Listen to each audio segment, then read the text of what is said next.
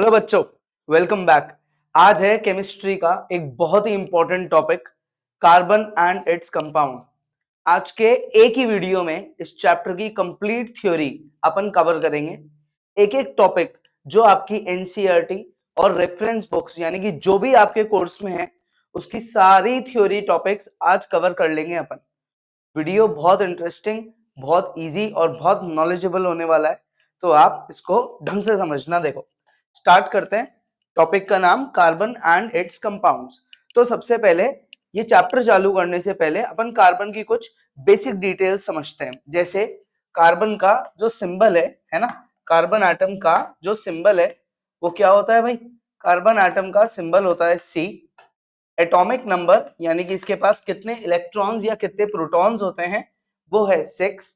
और अगर इसकी कॉन्फ़िगरेशन की बात करें तो वो है 2,4।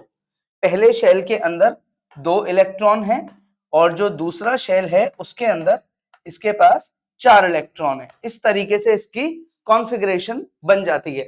अब कोई भी एलिमेंट स्टेबल कब होता है? जब उसके आखिरी शेल में 8 इलेक्ट्रॉन हो। इसके पास कितने हैं? 4, यानी कि वैलेंस इलेक्ट्रॉन्स है 4। क्लियर? तो इसकी रिक्वायरमेंट भी कितने की है? 4, क्योंकि 4 + 4 8 बन जाएगा। इसका मतलब इसको 4 इलेक्ट्रॉन की नीड है स्टेबल बनने के लिए। अब 4 इलेक्ट्रॉन देना या लेना ये पॉसिबल नहीं होता यार, यानी कि इसको क्या करनी पड़ेगी? इसको करना पड़ेगा शेयरिंग ऑफ इलेक्ट्रॉन्स।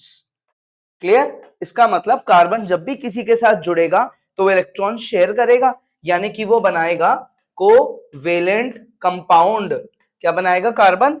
ये बनाएगा कोवेलेंट कंपाउंड जो कि शेयरिंग ऑफ इलेक्ट्रॉन्स से बनता है। ठीक है, अब देखो, अब आते हैं अपन कार्बन की बहुत इंपॉर्टेंट प्रॉपर्टी, ये समझो आप, जिसकी वजह से आप ये चैप्टर पढ़ रहे हो, वो है कैटेनेशन यानी कि सेल्फ कॉम्बिनेशन। यानी कि कार्बन एटम्स इस तरीके से आपस में जुड़ के इनफाइनाइट कार्बन्स की चेन बना लेते हैं और हर बार अलग डिजाइन में जुड़ते हैं।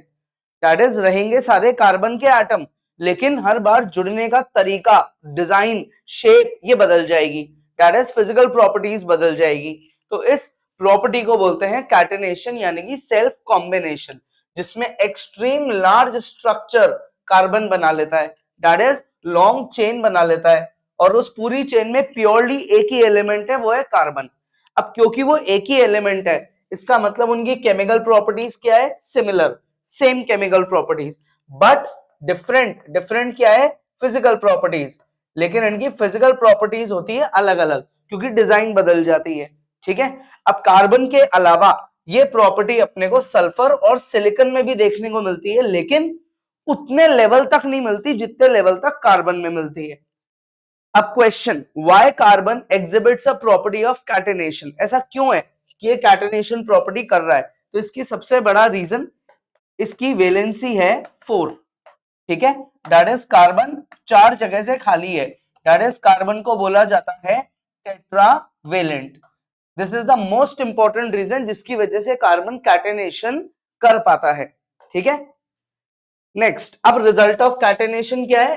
उससे कार्बन के लॉन्ग स्ट्रक्चर्स बने, यानी कि कार्बन के क्या बने? एलोट्रॉप्स बने, लॉन्ग स्ट्रक्चर्स। तो व्हाट इज एलोट्रॉपी? एलोट्रॉपी एक प्रॉपर्टी होती है।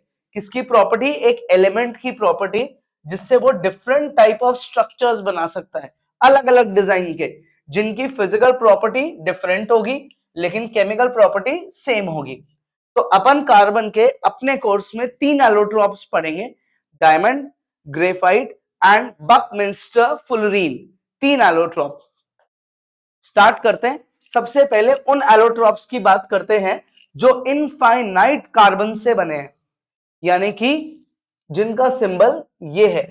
कितने कार्बन है उनमें है किसी को भी नहीं पता। एक छोटे से डायमंड के टुकड़े में भी कितने कार्बन है ये अपन काउंट नहीं कर सकते। इनफाइनाइट कार्बन एटम्स होते हैं। तो देखो, अब डायमंड के स्ट्रक्चर की बात करें तो देखो ऐसा स्ट्रक्चर होता है, एक कार्बन एटम डायमंड में अपने नेबरिंग चारों बॉन्ड्स को भर लेता है, यानी कि चारों तरफ कार्बन होता है उसके। ऐसे स्ट्रक्चर को बोलते हैं टेट्राहेड्रन, यानी कि pyramid type of structure which is very very rigid. ये जो स्ट्रक्चर है ये बहुत ही ज्यादा रिजिड होता है। वन ऑफ द स्ट्रॉन्गेस्ट जो स्ट्रक्चर है वो डायमंड का है अर्थ पे। मेटल से भी ज्यादा स्ट्रांग होता है ये। अब ग्रेफाइट, तो ग्रेफाइट में आप देखो एक कार्बन 3 जगह से जुड़ गया, उसमें भी जो थर्ड वाला कार्बन है उससे आप देखो थोड़ा वीक बॉन्ड है, अपन ने डॉटेड लाइन बनाई है, और जो चौथी जगह है, जो चौथा इलेक्ट्रॉन है वो इसका फ्री है, यानी कि ग्रेफाइट में हर कार्बन का एक इलेक्ट्रॉन फ्री रहता है। इसका मतलब ये स्ट्रक्चर इतना ज्यादा स्ट्रॉन्ग नहीं है, यानी कि ये थोड़ा सा सेंसिटिव है, बहुत जल्दी टूट जाता है ग्रेफाइट। दैट इज अपन इसको बोलते हैं the structure is soft and slippery. ठीक है, clear, the structure is soft and slippery. तब अब इस ग्रेफाइट के स्ट्रक्चर को बोलते क्या है? हेक्सागोनल स्ट्रिंग्स, है ना, hexagonal rings. What is the meaning of this? देखो ये शेप देखो आप, ये हेक्सागन बन गया, देखो ये शेप देखो, ये हेक्सागन बन गया, ठीक है, इधर शेप देखो, ये भी हेक्सागन बन गया। और ये जो अरेंजमेंट हो रहा है ना, ये अरेंजमेंट ये होता है in form of layers, layer by layer arranged होते हैं, और ये हर दो लेयर के बीच में बहुत वीक फोर्स ऑफ अट्रैक्शन होता है, जो अभी अपन पढ़ेंगे। ठीक है, देखो अब आते हैं अपन डायमंड और ग्रेफाइट की फिजिकल केमिकल प्रॉपर्टीज और यूजेस पे। तो क्योंकि डायमंड प्योरली किसका बना है? कार्बन। ग्रेफाइट प्योरली किसका बना है? कार्बन। यानी कि ये प्रॉपर्टीज भी किसकी फॉलो करेंगे? कार्बन की। इसका मतलब इन दोनों की जो केमिकल प्रॉपर्टीज है वो प्योरली कार्बन की है, यानी कि सेम प्रॉपर्टीज है। लेकिन अगर बात करें फिजिकल प्रॉपर्टीज की, तो यार स्ट्रक्चर तो डायमंड का तो ऐसा है ना, कि भाई वो तो हर तरफ ही कार्बन से जुड़ा हुआ है। और अगर ग्रेफाइट की बात करें तो ग्रेफाइट का स्ट्रक्चर ऐसा है, यानी कि वो एक जगह से खाली है। तो स्ट्रक्चर अलग है, इसलिए फिजिकल प्रॉपर्टीज अलग है। जैसे बहुत तगड़ी शाइन होती है डायमंड में, ये होता है ग्रेइश ब्लैक ओपेक सब्सटेंस। ये बहुत रिजिड है, ये सॉफ्ट एंड स्लिपरी है, ये हैवी है, ये लाइट वेट है। ठीक है, ये इलेक्ट्रिसिटी का बैड कंडक्टर है, ये कंपैरेटिवली क्या है?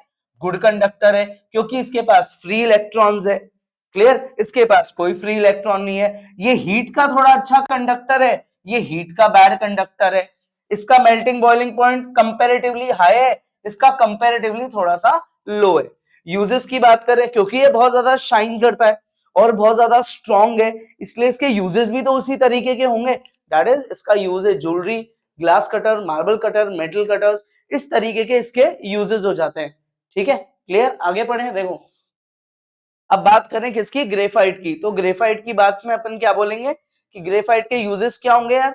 ग्रेफाइट के यूजेस वो होंगे जिसमें वो सॉफ्ट एंड स्लिपरी रहे, इलेक्ट्रिसिटी का अच्छा कंडक्टर बना रहे। तो वो है ल्यूब्रिकेंट, पेंसिल लेड्स, ठीक है, electrodes, black paints, carbon brushes, इस तरीके के इसके यूजेस होते हैं।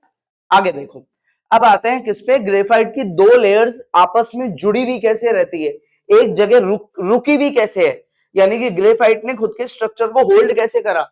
वो है van der Waals force. It is a very weak force of attraction, किसके बीच में? Between two consecutive layers of graphite, दो लेयर्स के बीच में बहुत वीक फोर्स लगता है, जिसको वैन डर वाल्स फोर्स बोलते हैं। दो लेयर्स के बीच में इतना गैप होता है, ये गैप है दो लेयर्स के बीच में, ये गैप। तो इन्होंने आपस में क्या कर रखा है? खुद को होल्ड कर रखा है। कैसे? इनमें एक फोर्स लग रहा है, कौन सा? Van der Waals force of attraction. ठीक है, van der Waals force of attraction. ये इतना ज्यादा वीक होता है कि एक छोटा बच्चा भी जब पेंसिल कागज पे चलाता है ना, तो उसकी लेयर ऐसे फैलने लग जाती है ग्रेफाइट की। तो इतना इजीली ये फोर्स ब्रेक डाउन हो जाता है। ठीक है, नेक्स्ट एलोट्रोप। अब अपन ने दो एलोट्रोप पढ़ लिए जिसमें कार्बन इनफाइनाइट काउंटिंग होती है, डायमंड और ग्रेफाइट। अब अपन पढ़ रहे हैं फाइनाइट कार्बन एटम्स, यानी कि लिमिटेड कार्बन एटम के स्ट्रक्चर। तो वो कौन सा है? देखो, बकमिंस्टर फुलरीन, जिसमें एग्जैक्टली कितने कार्बन प्रेजेंट है? 60 कार्बन। स्ट्रक्चर किसके जैसा दिखता है भाई? एक फुटबॉल जैसा स्ट्रक्चर दिखता है, जिस स्ट्रक्चर में 20 तो हेक्सागन्स है और 12 क्या है? पेंटागन्स। हेक्सागन किसे बोलते हैं? 6 साइड के स्ट्रक्चर को, ठीक है, और पेंटागन किसे बोलते हैं? 5 साइड के स्ट्रक्चर को। ऐसे होते हैं 12 और ऐसे होते हैं 20। क्लियर। अब ये ओवरऑल कितने कार्बन का है? 60। इसको डिस्कवर किसने करा? एक अमेरिकन आर्किटेक्ट ने, which is Buckminster Fuller. Buckminster Fuller, ठीक है। यहां तक शेप क्या है? स्फेयर जैसी। क्लियर, बहुत इजी फॉर्म में पढ़ेंगे अपन, एक एक टॉपिक है ना, 10 मिनट ज्यादा लग जाएगी लेकिन कवर सारी चीजें करेंगे। बकमिंस्टर फुलरीन क्या है भाई? C60 है। फिजिकल प्रॉपर्टीज क्या होगी, ये फिजिकली कैसा दिखता है, ये डार्क कलर का होता है, ये रूम टेम्परेचर पे सॉलिड होता है, ये ना ज्यादा हार्ड होता है ना ज्यादा सॉफ्ट होता है। चार बातें याद रखनी है। केमिकल प्रॉपर्टी, क्योंकि ये प्योरली कार्बन का बना है इसलिए प्रॉपर्टी भी किसकी शो करेगा, कार्बन की। दैट इज ये तीन चीजें, डायमंड, ग्रेफाइट, बकमिंस्टर, फुलरीन, ये प्योरली कार्बन के बने हैं, तो ये प्रॉपर्टी भी कार्बन की शो करेंगे। इसका मतलब अगर आप इनको इनफाइनाइट टेम्परेचर तक हीट कर दिया ना, आपने बहुत ही तगड़ा हीट कर दिया, तो ये सब CO2 में कन्वर्ट हो जाएंगे, कुछ भी नहीं बचेगा। और दैट इज ये कार्बन के बने हुए, ठीक है। कॉन्स्टिट्यूएंट, अब इनके यूजेस, बकमिंस्टर के यूजेस, तो ये anti ageing, anti damage cosmetic products में यूज होता है, anti viral, anti oxidant medicine में यूज होता है। इसके अलावा ये आर्टिफिशियल प्रोटीन और DNA बनाने में काम में आता है, ठीक है। नेक्स्ट, अब आते हैं ऑर्गेनिक कंपाउंड्स पे। ऑर्गेनिक कंपाउंड्स में सबसे इंपॉर्टेंट बात, कार्बन होना जरूरी है। कई बच्चों को इतना ही बताते हैं कि जिसमें कार्बन है वो ऑर्गेनिक, नहीं, ये इनकम्प्लीट बात है। कार्बन के साथ साथ हाइड्रोजन का होना और इन दोनों के बीच में बॉन्ड बनना, सिंगल बॉन्ड बनना, ये भी बहुत इंपॉर्टेंट है। अगर किसी स्ट्रक्चर में कार्बन और हाइड्रोजन दोनों है, फिर भी हो सकता है कि वो इनऑर्गेनिक हो। क्यों? क्योंकि कार्बन और हाइड्रोजन में डायरेक्टली बॉन्ड ही नहीं बन रहा। तो हो सकता है आपको ये बात अब तक ना पता हो, मैं बता रहा हूं ना। देखो, कार्बोनिक एसिड, इसकी बात करते हैं, ये स्ट्रक्चर कैसे बनाएगा, एक कार्बन, ठीक है, ये हो गई गलती, ये ऐसे नहीं बनता है। यहां पे देखो, अब आप काउंट करो, ऑक्सीजन कितने हैं, 3, एक तरफ बनाओ डबल बॉन्ड, एक तरफ OH के साथ सिंगल बॉन्ड और इधर भी OH के साथ सिंगल बॉन्ड। बताओ, कार्बन और हाइड्रोजन में कहीं डायरेक्ट बॉन्ड बना, नहीं बना, इसका मतलब ये ऑर्गेनिक नहीं है। तो ये क्या है, ये है इनऑर्गेनिक, ठीक है, क्या है, इनऑर्गेनिक। अब आते हैं किस पे, इथेनॉल पे, है ना। इसको कंपेयर करते हैं, देखो दो कार्बन, ठीक है, एक तो है OH, बॉन्ड बन गया OH के साथ, और 5 हाइड्रोजन, यानी कि 5 जगह हाइड्रोजन के साथ सिंगल बॉन्ड बनेगा। इसका मतलब ये क्या है, ये है अपना organic. CO2, carbon, double bond oxygen, double bond oxygen, ये तो प्योरली इनऑर्गेनिक, इसमें तो हाइड्रोजन ही नहीं आया। और ऐसे ही मीथेन, 4 तरफ हाइड्रोजन के साथ सिंगल बॉन्ड, तो ये मीथेन भी क्या है, ये भी है अपना ऑर्गेनिक, ठीक है। आगे पढ़ो। Reason for stability of organic compounds, ये ऑर्गेनिक कंपाउंड जो इतने सारे कार्बन कंटेन करते हैं, ये स्टेबल क्यों है, ये स्टेबल इसलिए है क्योंकि कार्बन के पास एक बहुत इंपॉर्टेंट प्रॉपर्टी है, कैटेनेशन, जिससे वो खुद की लॉन्ग चेन्स को होल्ड करके रख सकता है। और साथ में कार्बन की वैलेंसी है 4, जिस एलिमेंट की वैलेंसी 4 होती है ना, उसको बोलते हैं टेट्रावेलेंट, ठीक है। टाइप्स ऑफ ऑर्गेनिक कंपाउंड्स, तो अपने को 6 टाइप्स को कवर करना है, जिसमें अपन सबसे पहले इससे चालू करेंगे, हाइड्रोकार्बन से, विच is very important. Now what is hydrocarbon, which is completely made up of hydrogen and carbon. इसके अलावा ना तो ऑक्सीजन आएगा, ना नाइट्रोजन आएगा, ना क्लोरीन, यानी कि कुछ भी और नहीं आएगा, सिर्फ हाइड्रोजन और कार्बन ही आएंगे, उनको बोलते हैं हाइड्रोकार्बन। तो अब इस चैप्टर का one of the most important topic hydrocarbon पे आते हैं। देखो, types of hydrocarbon, saturated, saturated का मतलब होता है जिसमें सिर्फ और सिर्फ सिंगल बॉन्ड हो, क्या हो, सिंगल बॉन्ड। अनसैचुरेटेड, जिसमें सिंगल के साथ डबल बॉन्ड हो, या फिर सिंगल के साथ ट्रिपल बॉन्ड हो, या ऐसा भी होता है कि सिंगल के साथ डबल बॉन्ड भी है, ट्रिपल बॉन्ड भी है, यानी कि अगर सिंगल बॉन्ड के अलावा कोई और बॉन्ड बन गया तो वो अनसैचुरेटेड है, लेकिन अगर सिर्फ सिंगल बॉन्ड ही बना तो वो सैचुरेटेड है, ठीक है। तो अब सबसे पहले अपन आते हैं स्ट्रक्चर्स पे। टाइप्स तो पढ़ ली दो, अब स्ट्रक्चर, स्ट्रेट चेन, पहला स्ट्रक्चर स्ट्रेट चेन, यानी कि कार्बन सीधी सीधी लाइन में जुड़ रहे हैं, एक लाइन में चेन बना ली। ब्रांच्ड, यानी कि सीधी सीधे स्ट्रक्चर तो बन रहा है लेकिन कहीं बीच में एक ब्रांच आ गई, ठीक है। साइक्लिक हाइड्रोकार्बन, यानी कि कार्बन ने आपस में ऐसी साइकिल, यानी कि क्लोज्ड फिगर बना लिया, कनेक्टेड फिगर बना लिया, ठीक है। अब आते हैं किस पे, स्ट्रेट चेन हाइड्रोकार्बन्स। क्या टॉपिक है अपना, स्ट्रेट चेन हाइड्रोकार्बन्स, ये टॉपिक है। तो इसमें एल्केन, यानी कि purely single bond, alkene single bond है और एक डबल बॉन्ड है, अपने कोर्स में सिंगल बॉन्ड तो रहेगा लेकिन एक जगह डबल बॉन्ड। एल्काइंस, जिसमें सिंगल बॉन्ड चलेगा लेकिन एक जगह आ जाएगा ट्रिपल बॉन्ड, ठीक है। ये 3 स्ट्रेट चेन हाइड्रोकार्बन है, एक चौथा आएगा इनके बाद, है ना। देखो, तो पहली बात जनरल फॉर्मूला, इसमें देखो आप ढंग से CnH2n+2, यानी कि जितने कार्बन होंगे उसके डबल से दो ज्यादा हाइड्रोजन होंगे, इसमें जितने कार्बन होंगे उसके डबल हाइड्रोजन होंगे, इसमें जितने कार्बन तो H2n-2 यानी कि डबल से दो कम हाइड्रोजन, यानी कि आप इससे इस पे जाओगे तो दो हाइड्रोजन कम हो गए, फिर आप इससे इस पे जाओगे तो दो हाइड्रोजन और कम हो गए। हाइड्रोजन कम हो गए इसलिए कार्बन ने डबल बॉन्ड बनाया, दो और कम हो गए तो चलो फिर ट्रिपल बॉन्ड बनाया। ट्रिपल बॉन्ड से ऊपर कभी भी शेयरिंग नहीं होती। कोवेलेंट बॉन्ड तीन टाइप के होते हैं, सिंगल, डबल, ट्रिपल। ठीक है, तो ये स्टेबल है क्योंकि ये सिंगल बॉन्ड का बना है, ये अनस्टेबल है क्योंकि दो हाइड्रोजन आपने निकाल लिए तो ये डबल बॉन्ड पे आ गया, अनस्टेबल हो गया। ये और भी ज्यादा अनस्टेबल है क्योंकि आपने दो हाइड्रोजन और निकाल लिए। ठीक है, आगे बढ़े नेक्स्ट। अब आते हैं एल्केन फैमिली, ANE। अब इस सरनेम की बात कर रहे हैं, सरनेम है ANE। देखो ANE देखो सरनेम छोड़ दिया इसने अपना हर जगह, यानी कि अपनी फैमिली को चला रहा है ये। एक कार्बन पे METH, देखो METH, दो कार्बन पे ETH, फिर ये प्रोप। इस तरीके से इनका IUPAC नेम बन गया, यानी कि केमिकल नेम, स्टैंडर्ड नेम। तो अब मीथेन का स्ट्रक्चर, एक कार्बन के साथ कितने हाइड्रोजन भाई साहब, 4 हाइड्रोजन। ऐसी जैसे प्रोपेन, कितने कार्बन, 3, अब 8 हाइड्रोजन, 3 इधर दिए, 3 इधर दिए, 2 इधर दिए, ऐसे 8 हाइड्रोजन आ गए। ये देखो ये 8 हाइड्रोजन आ गए। क्लियर?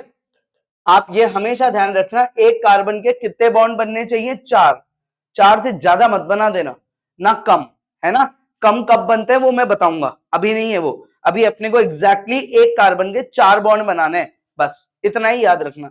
ऐसे ही इथेन का आप बनाओगे स्ट्रक्चर।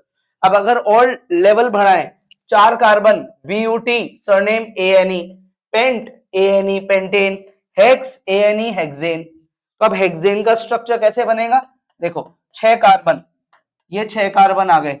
ठीक है, क्लियर? अब 14 हाइड्रोजन, तो 3 इसको देंगे, 3 इधर देंगे, इनके 4-4 बॉन्ड बना के फ्री कर दिया, बाकी सबको 2-2 हाइड्रोजन दे दो।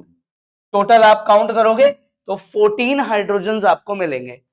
ठीक है, क्लियर यहां तक? इस तरीके से 5 में पेंटेन, 4 में ब्यूटेन, कॉर्नर्स में 3-3 हाइड्रोजन देने और बीच में 2-2 हाइड्रोजन देने। आगे अब आते हैं सेकंड अपने स्ट्रेट चेन हाइड्रोकार्बन पे। अब सरनेम चलेगा ENE। देखो ENE, फिर ENE, फिर ENE। एक कार्बन पे METH, दो पे ETH, 3 पे प्रोप। तो अब जैसे प्रोपीन का स्ट्रक्चर हमने बनाए, 3 कार्बन बना दिए। क्लियर? अब सुनना ढंग से, कितने हाइड्रोजन है, 6, इसको हमने दिए 3 दे दिए, इसको हमने दिए 2, चलो ये भी दे दिए, यानी कि यार 5 हाइड्रोजन तो काम ही आ गए, 6 में से 5 काम आ गए, तो बचे कितने, बचे 1, बचा 1, 1 इधर दे दिया। क्लियर? मैं बता रहा हूं आपको बच्चे क्या गलती करके आते हैं। और यहां बना दिया डबल बॉन्ड, एक जगह तो डबल बॉन्ड आएगा, एक ही जगह डबल बॉन्ड है अपने कोर्स में। अब इसमें मिस्टेक क्या है, यहां मिस्टेक है, इस कार्बन के 3 ही बॉन्ड बने, चेक कर लो आप, 4 बनने चाहिए थे, 3 ही बने। तो हमने गलती क्या कर दी, हम इसको डबल बॉन्ड को यहां से हटाएंगे। ठीक है, इस हाइड्रोजन को भी हम यहां से हटाएंगे। क्लियर? हटा दिया। अब हम क्या करेंगे, यहां पे एक हाइड्रोजन बढ़ा देंगे और डबल बॉन्ड कहां बनाएंगे, यहां बनाएंगे। अब आप काउंट कर लो, हर कार्बन के 4 बॉन्ड है, गिन लो आराम से, वीडियो पॉज कर लो और गिन लो, हर कार्बन के 4 बॉन्ड है। ठीक है, मीथीन की अगर बात करें, स्ट्रक्चर ऑफ मीथीन पे अगर आप दिमाग लगा रहे हो कि ये बनाओगे, तो भाई साहब ये कैसे बनाओगे, ये तो नॉट पॉसिबल है। मीथीन जैसी चीज तो हो ही नहीं सकती। मीथेन हो सकता है 4 हाइड्रोजन के साथ, methane is not possible, double bond बनेगा ही नहीं, कार्बन तो अनस्टेबल रह गया, 2 बॉन्ड तो इसके भरे ही नहीं। ठीक है, आगे बढ़े नेक्स्ट, ब्यूटीन। तो भाई BUT 4 कार्बन, ENE क्योंकि एल्कीन है, ऐसे पेंटीन, ऐसे हेक्सीन। तो अब पेंटीन का स्ट्रक्चर देखो, हमने 5 कार्बन लिए, 5 लिए, ठीक है, एक जगह डबल बॉन्ड लगा दो, यहां लगा दिया मान लो, बाकी जगह सिंगल बॉन्ड। इस कार्बन को हमने 3 हाइड्रोजन दिए, 4 बॉन्ड बन गए, इसको हमने 2 दिए, 4 बॉन्ड बन गए। इसको हमने 1 हाइड्रोजन दिया, इसको भी 1 हाइड्रोजन दिया और इसको 3 हाइड्रोजन दिए। अब आप काउंट करो, टोटल आपको काउंट करने पे 10 हाइड्रोजन मिलेंगे, यानी कि हमने कोई मिस्टेक नहीं करी और हर कार्बन के 4 बॉन्ड भी बन गए। इस तरीके से ही आप ब्यूटीन का स्ट्रक्चर बनाओगे हाइड्रोजन प्लेस करके, और इस तरीके से ही हेक्सीन का स्ट्रक्चर बनाओगे हाइड्रोजन को प्लेस करके।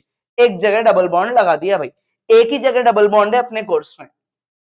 आगे अब आते हैं third type of straight chain hydrocarbon which is alkyne. अब सरनेम चलेगा YNE। देखो YNE यानी कि एल्काइन, ANE एल्केन, फिर ENE, फिर YNE। एक कार्बन, दो कार्बन, तीन कार्बन। अब आप सोच रहे हो मीथाइन कैसे बने, मिथाइन। तो देखो यार, जनरल फॉर्मूला है ना ये CnH2n-2, इसमें आप n की जगह 1 पुट करो, तो यार ये 2 × 1 - 2 यानी कि ये हो गया क्या, CH0। ऐसा कैसे होगा, हाइड्रोजन ही नहीं है, टॉपिक तो हाइड्रोकार्बन चल रहा है, यानी कि ये मिथाइन जैसी चीज पॉसिबल नहीं होती है ना, ये पॉसिबल नहीं है। क्लियर, ये याद रखना भाई, ना तो मीथीन पॉसिबल है ना मेथाइन पॉसिबल है, सिर्फ पॉसिबल है मीथेन। यानी कि पूरे कार्बन के परिवार में पूरा कार्बन का गांव उठ के आ गया, उसमें स्मॉलेस्ट कौन है, मीथेन, CH4। इससे छोटा कोई भी नहीं होता है, ठीक है, जो स्टेबल भी है। तो अब आते हैं इथाइन पे। इथाइन कैसे बनेगा, दो कार्बन है, जनरल फॉर्मूले में n को 2 पुट कर दो तो ये बने 2 कार्बन। क्लियर, यहां लगा दो ट्रिपल बॉन्ड, क्योंकि YNE का मतलब ही ट्रिपल बॉन्ड होता है, और दोनों को एक एक दे दो हाइड्रोजन।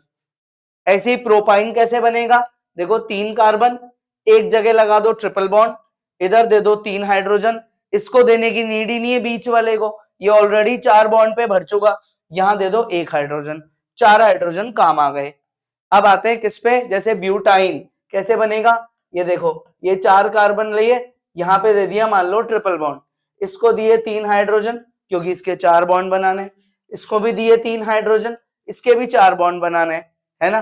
बीच वाले जो 2 हैं इनको हाइड्रोजन देने की नीड है ही नहीं, इनके ऑलरेडी 4 बॉन्ड बन गए। आराम से वीडियो पॉज करके काउंट कर लो, ये आ गया हेक्साइन, ठीक है, 6 कार्बन, मान लो यहां दे दिया आपने डबल बॉन्ड, तो आप इसको दोगे 3 हाइड्रोजन, 4 बन गए, इधर 2, इधर भी 2, इधर दोगे क्या चौथे कार्बन को, नहीं दोगे, 4 बॉन्ड बन चुके, नेक्स्ट वाले के भी 4 बॉन्ड बन चुके, इसको दोगे 3। अब आप काउंट करो, आपके टोटल 10 हाइड्रोजन काम आ गए, ठीक है। नेक्स्ट अब आते हैं एल्काइल, है ना।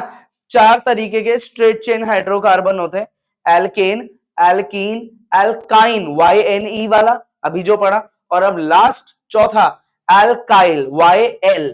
इस बार अब सरनेम है YL, ANE कन्वर्ट हो गया YL में, एल्केन को कन्वर्ट कर देते हैं अपन एल्काइल में, कैसे, बाय रिमूविंग 1 हाइड्रोजन, एक हाइड्रोजन कम कर दो, मीथेन CH4 एक कम कर दो CH3, तो मीथेन का बन गया मिथाइल।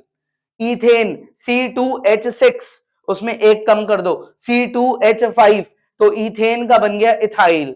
यानी कि जो जनरल फॉर्मूला में H के साथ 2n+2 है उसको +1 कर दो, एक कम कर दो, देखो ये कम कर दिया, है ना, ये कम हो गया। क्लियर। अब इसमें सबसे इंपॉर्टेंट बात क्या है, इसका सिंबल, इसका सिंबल होता है कैपिटल R। सबसे इंपॉर्टेंट बात, सिर्फ एक ही का सिंबल है जो अब तक अपन ने पढ़े, कैपिटल R, किसका, एल्काइल का। क्लियर, जनरल फॉर्मूला ये है, ये सैचुरेटेड तो है क्योंकि हर जगह सिंगल बॉन्ड है, लेकिन ये साथ में अनस्टेबल है क्योंकि इसका एक बॉन्ड क्या है, खाली है। आगे पढ़ो, अब आते हैं इसकी फैमिली पे।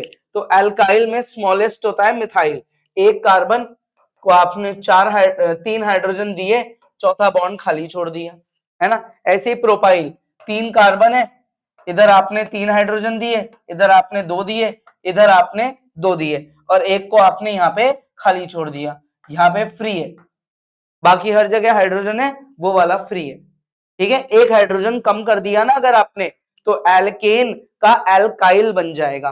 क्लियर, ठीक है। ये हम क्यों पढ़ रहे हैं एल्काइल, क्योंकि स्ट्रेट चेन के बाद क्या आने वाला है, ब्रांच्ड हाइड्रोकार्बन, उसमें इसी का बहुत इंपॉर्टेंट रोल है। देखो अब आते हैं कैरेक्टरिस्टिक्स ऑफ होमोलोगस सीरीज। आपने 4 होमोलोगस सीरीज पढ़ी है, एल्केन, एल्कीन, एल्काइन और एल्काइल।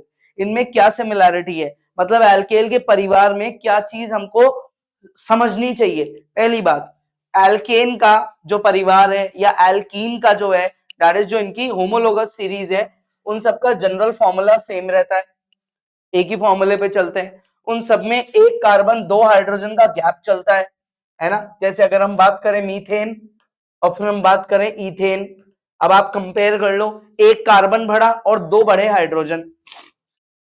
अब एक carbon 2 hydrogen, that is 14 unit का मास हो गया। एक कार्बन का 12, 2 हाइड्रोजन का 2, 12 प्लस 2 14 का इंक्रीमेंट हो रहा है। यानी कि जो भी मीथेन का मास होगा उसमें 14 ऐड कर दो तो आप इथेन के मास पे आ जाओगे, दैट इज ये एपी बना रहे हैं। जो इथीन का मास होगा उसमें 14 ऐड कर दो तो आप प्रोपीन के मास को निकाल लोगे। ऐसे ही मान लो प्रोपाइन है, YNE, उसका जो भी मास होगा उसमें 14 ऐड कर दो तो आप ब्यूटाइन पे आ जाओगे। ठीक है, इन सब की केमिकल प्रॉपर्टीज क्या रहती है, सेम, क्योंकि ये एक ही ग्रुप को बिलोंग कर रहे हैं। लेकिन इनकी जो फिजिकल प्रॉपर्टीज है वो धीरे धीरे चेंज होती रहती है। फिजिकल प्रॉपर्टीज में ग्रेजुअल चेंज आता है क्योंकि क्वांटिटी बढ़ रही है ना, कार्बन हाइड्रोजन बढ़ते जा रहे हैं, स्ट्रक्चर बढ़ता जा रहा है, दैट इज मास बढ़ता जा रहा है, इसलिए फिजिकल प्रॉपर्टी में ग्रेजुअल चेंज आता है। ठीक है, नेक्स्ट आइसोमेरिज्म, बहुत इंपॉर्टेंट बात, बहुत, जो बच्चों को बहुत परेशान करती है। आइसोमेरिज्म वो टेक्निक है जिसकी वजह से ब्रांच्ड हाइड्रोकार्बन्स का क्या हुआ, इस अर्थ पे जनरेशन हुआ। ये अर्थ पे आए क्यों, ब्रांच्ड हाइड्रोकार्बन पैदा क्यों हुए, आइसोमेरिज्म की वजह से हुए। आइसोमेरिज्म का मतलब होता है कि एक ऐसा मेथड जिसमें आप स्ट्रेट चेन हाइड्रोकार्बन का एक कार्बन निकालोगे और उस चेन में कहीं बीच में जोड़ दोगे, यानी कि इस तरीके के स्ट्रक्चर्स बनाना, इसको बोलते हैं आइसोमर। इस प्रोसीजर को तो बोलते हैं आइसोमेरिज्म और इस स्ट्रक्चर को बोलते हैं आइसोमर। ये स्ट्रेट चेन ने खुद की नई डिजाइन हमें दी। अब पता है स्ट्रेट चेन और इसमें क्या सिमिलैरिटी होगी, दोनों में कार्बन सेम रहेंगे, हाइड्रोजन सेम रहेंगे, मास भी सेम रहेगा, सब कुछ सेम, लेकिन डिजाइन बदल गई। ठीक है, क्लियर। तो अब आते हैं किस पे कि भाई आइसोमेरिज्म बनता किससे, किस लेवल से चालू होता है। तो ये चालू होता है मिनिमम 4 कार्बन से, उसके बाद कितने भी बढ़ाओ आप, 5 बढ़ाओ, 6 बढ़ाओ, 5 करो कार्बन, 6 करो या और ज्यादा 7 करो, लेकिन आइसोमेरिज्म मिनिमम 4 कार्बन से ही बनता है। ठीक है, तो आइसोमर क्या होता है, आइसोमर मतलब वो ऑर्गेनिक कंपाउंड जिनका मॉलिक्यूलर फॉर्मूला तो सेम है लेकिन स्ट्रक्चर अलग अलग है, क्वांटिटी बराबर है लेकिन डिजाइन बदल गई। Isomers of a straight chain hydrocarbon lead to branched hydrocarbon. इसकी वजह से नया टॉपिक अपन पढ़ रहे हैं अब, ब्रांच्ड हाइड्रोकार्बन, यानी कि ब्रांच हाइड्रोकार्बन कन्वर्ट कैसे हुआ, स्ट्रेट चेन हाइड्रोकार्बन से ब्रांच कैसे बनी। तो देखो आते हैं ब्यूटेन पे।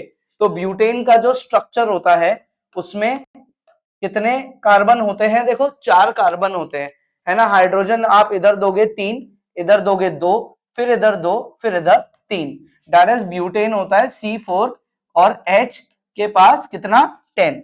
ठीक है, C4 और H10, ये होता है अपना ब्यूटेन। क्लियर। अब आपको इसका आइसोमर बनाना है तो आप जो चेन में 4 कार्बन है उसमें एक को कम कर दो, यानी कि अब आप इसको कन्वर्ट करो 3 कार्बन पे, कर दिया। चौथा जो बचा वो कहां जाएगा, वो ना तो कभी ब्रांच फर्स्ट पे लगेगी, ध्यान रखना, ना कभी लास्ट पे लगेगी, कभी भी कॉर्नर पे ब्रांच नहीं लगती। तो उसके अलावा ऑप्शन बचा ये, मैंने यहां लगा दी। इधर मैं दूंगा 3 हाइड्रोजन, इधर 1, इधर 3 हाइड्रोजन और इसको 3 हाइड्रोजन। अब अगर हम काउंट करें तो इसमें भी 10 हाइड्रोजन है, 4 कार्बन है इसकी तरह। तो ये ब्यूटेन ने अपनी डिजाइन बदल दी, इसको बोलते हैं आइसोमर। तो इसका कॉमन नेम तो क्या है, एन ब्यूटेन, और इसका कॉमन नेम क्या है, इसका कॉमन नेम है आइसो ब्यूटेन। अब अगर बात करें इसके आईयूपीएसी नेम, इसका स्टैंडर्ड नाम क्या है, तो देखो स्टैंडर्ड नाम में आप पहले इसकी गिनो चेन, है ना, इसकी चेन पे आते हैं। देखो ये इसकी चेन है, इसके चेन में देखो कितने कार्बन है, आराम से गिनो, 1 2 3 कार्बन है, 3 कार्बन है, तो हम इसका नाम क्या बोलेंगे, प्रोपेन। चेन का नाम क्या है, प्रोपेन। ये नाम हमने दिया है किसको, इसकी स्ट्रेट चेन को। क्लियर। अब आते हैं किस पे, ब्रांच पे, जो नीचे हैंग कर रहा है ना, लटक रहा है जो कार्बन, इस पे आते हैं। तो ये जो नीचे है ना, ये दूसरे कार्बन पे है, तो हम ब्रांच की देंगे पोजीशन, दूसरे पे है। अब उस ब्रांच में कितने कार्बन है, एक, तो एक कार्बन पे आएगा मिथाइल। ठीक है, एक कार्बन के लिए क्या आएगा, methyl, YL, branched hydrocarbon. Alkane में से एक हाइड्रोजन कम कर दिया तो मीथेन का बन गया मिथाइल। ठीक है, क्लियर। ये है अपना आइसोमेरिज्म किसका, ब्यूटेन का।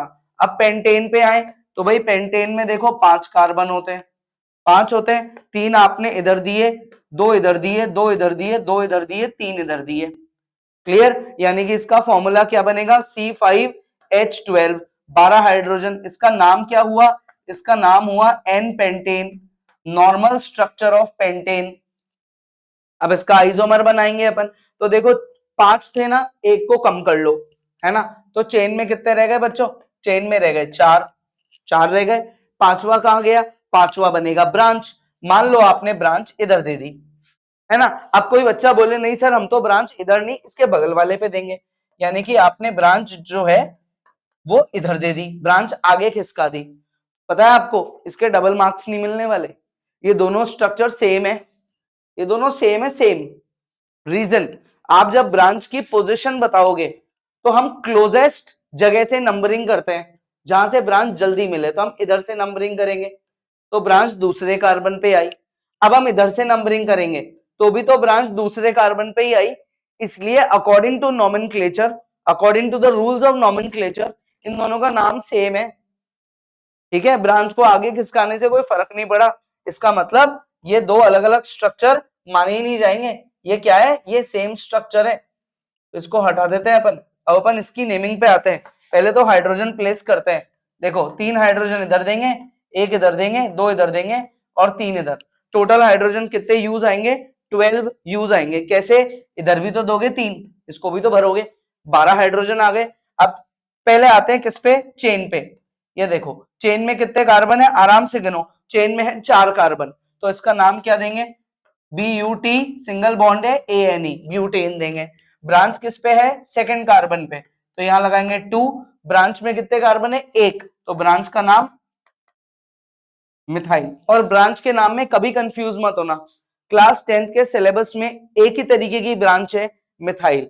जब भी आप आइसोमर बनाओगे आपके कोर्स में मिथाइल ही ब्रांच है, इथाइल प्रोपाइल इस ब्रांच पे अभी आप नहीं पढ़ रहे, इतना कोर्स नहीं है आपके, जितना है उतना मैं आपको पूरा पढ़ा दूंगा एक एक बात।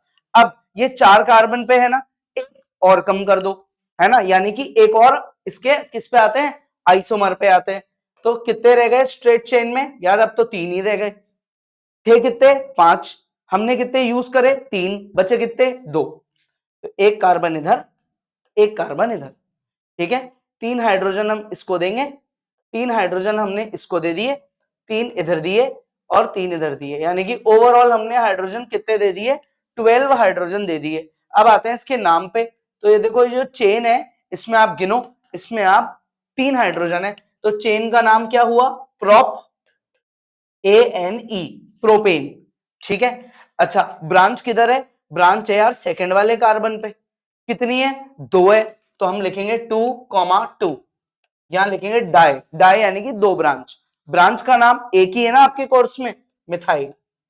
ऊपर वाली ब्रांच भी मिथाइल है, नीचे वाली भी मिथाइल है, 2 ब्रांच थी इसलिए हमने दोनों की पोजीशन दी है और डाई लिख दिया, दैट इज 2 ब्रांच है। ठीक है, तो इसके साथ साथ आइसोमर्स के साथ साथ अपन ने नॉमेनक्लेचर भी कवर कर लिया। अब पेंटेन के जो आइसोमर है ना, इनका कॉमन नेम बहुत इंपॉर्टेंट है ना, जैसे इसका एन पेंटेन है ना, नॉर्मल पेंटेन, इसका कॉमन नेम होता है आइसोपेंटेन और इसका कॉमन नेम होता है नियोपेंटेन। ये इनके कॉमन नेम बहुत इंपॉर्टेंट है ना, इसको मिस मत करना। आगे पढ़े, ये पेंटेन ब्यूटेन के आइसोमर्स हो गए। एक हाइड्रोकार्बन होमवर्क दे रहा हूं, हेक्सेन, स्ट्रेट चेन में कितने कार्बन भाई साहब, 6 कार्बन, और हाइड्रोजन कितने, डबल प्लस 2 करो 14 हाइड्रोजन। आपको इसके आइसोमर्स बनाने हैं, ठीक है, आइसोमर्स पढ़े आगे। नेक्स्ट साइक्लिक हाइड्रोकार्बन्स, यानी कि ऐसे हाइड्रोकार्बन्स जो अब यानी कि ऐसे कार्बन के स्ट्रक्चर जो एक दूसरे से जुड़ जाएंगे, क्लोज्ड फिगर बना लेंगे, उसको साइक्लिक बोलते हैं। इसमें दो तरीके के देखने को मिलेंगे, एक वो जिसमें हर जगह सिंगल बॉन्ड होगा यानी कि सैचुरेटेड साइक्लोएल्केन, और दूसरा वो जिसमें सिंगल बॉन्ड के साथ साथ कहीं भी एक जगह डबल बॉन्ड आ सकता है यानी कि साइक्लोएल्कीन्स।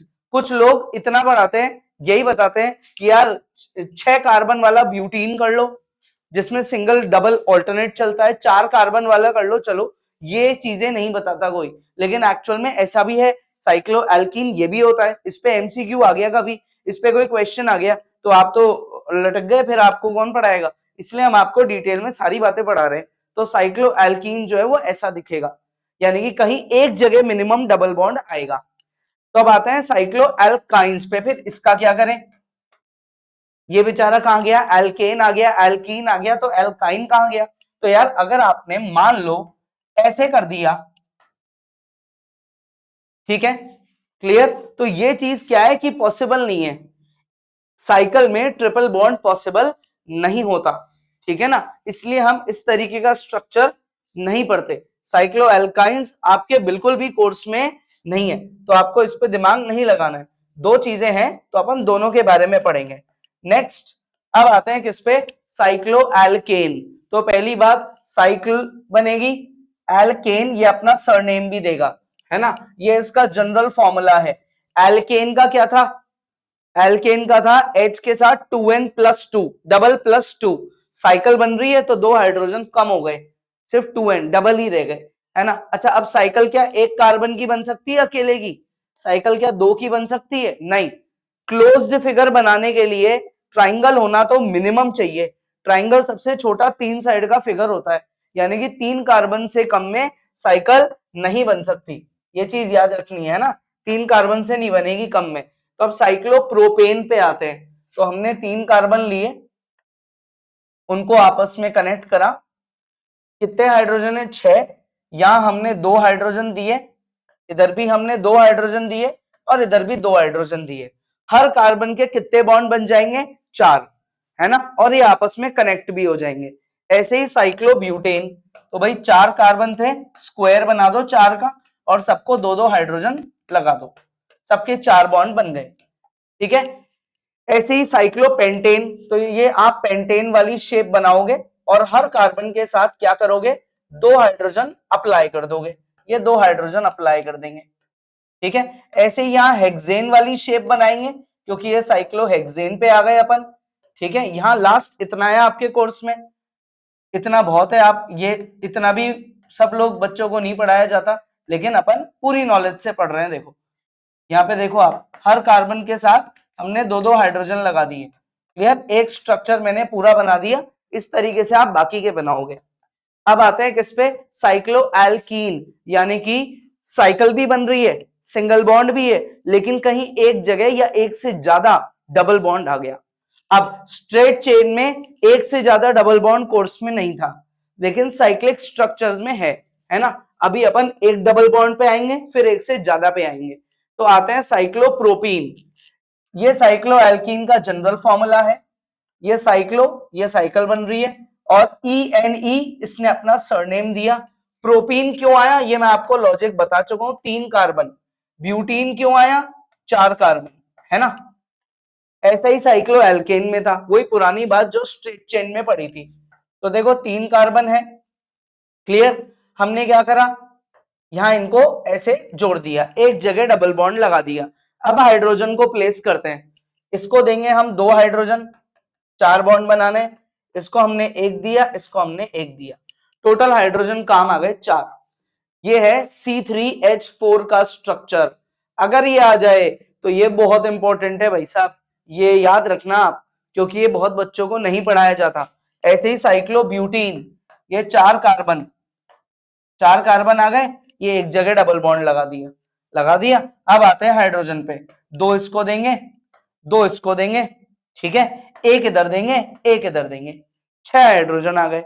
ऐसे ही साइक्लोहेक्सीन कैसे बनेगा, हेक्स यानी कि 6 कार्बन, ENE यानी कि डबल बॉन्ड, और साइकिल बन रही है। तो देखो 6 कार्बन, 1 2 3 4 5, ये 6, इनको कनेक्ट कर दो, कर दिया, एक जगह डबल बॉन्ड लगा दो, लगा दिया। अब इस कार्बन को आप दो एक हाइड्रोजन, 4 बन गए, इसको देंगे 2 2, हर जगह 2 हाइड्रोजन और इसको भी 1 हाइड्रोजन, टोटल हम गिनेंगे तो हमने 10 हाइड्रोजन यूज कर लिए। तो ये साइकिल भी बन रही है और ये अनसैचुरेटेड भी है। क्यों है? क्योंकि एक जगह डबल बॉन्ड आ गया। इसी तरीके से साइक्लोपेंटीन बन जाएगा। अब आते हैं किस पे? कुछ स्पेशल साइक्लोएल्कीन्स। कई लोग डायरेक्टली इस पे आ जाते हैं, लेकिन हमने आपको दोनों टॉपिक पढ़ा दिए। देखो, इनका जनरल फॉर्मूला होता है CnH2n, सॉरी CnHn, है ना, जितने कार्बन उतने हाइड्रोजन। 2n तो साइक्लोएल्कीन एल्केन का था, फिर उसका था 2n-2, है ना, 2 कम हुए थे, और अब आ गया अपना क्या? जितने कार्बन उतने हाइड्रोजन। तो इसमें 2 है आपके कोर्स में, साइक्लो ब्यूटी 4 कार्बन और ब्यूटाडाइन, है ना, और बेंजीन, ये 2 बहुत इंपॉर्टेंट है। ये है एंटी एरोमेटिक, ये है एरोमेटिक। अगर एग्जाम में इस नाम से पूछ ले तो अब मैंने आपको पढ़ा दिया। एंटी एरोमेटिक ये होता है, एरोमेटिक ये होता है। ठीक है, इसका स्ट्रक्चर कैसे बनेगा? हमने 4 कार्बन लिए, single double single double, connect कर दिया ऑल्टरनेट। इधर हमने 6 कार्बन लिए, ये देखो आराम से देखो, 6 कार्बन लिए, सिंगल फिर डबल फिर सिंगल फिर डबल फिर सिंगल फिर डबल, कनेक्ट कर दिया। इधर हमने दिए एक सबको एक एक हाइड्रोजन, ताकि हर कार्बन के 4 बॉन्ड बन जाए। इधर भी हमने सबको दिया एक एक हाइड्रोजन, ताकि हर कार्बन के 4 बॉन्ड बन जाए। क्लियर? मैं फिर कह रहा हूं 10 मिनट ज्यादा लग जाएगी, लेकिन शॉर्टकट नहीं अपनाएंगे, पढ़ेंगे पूरा। तो ये होता है बेंजीन का स्ट्रक्चर और ये होता है साइक्लोब्यूटाडाइन का स्ट्रक्चर। नेक्स्ट फंक्शनल ग्रुप्स पे आते हैं। तो फंक्शनल ग्रुप्स क्या चीज है? अपन ने क्या कवर कर दिया?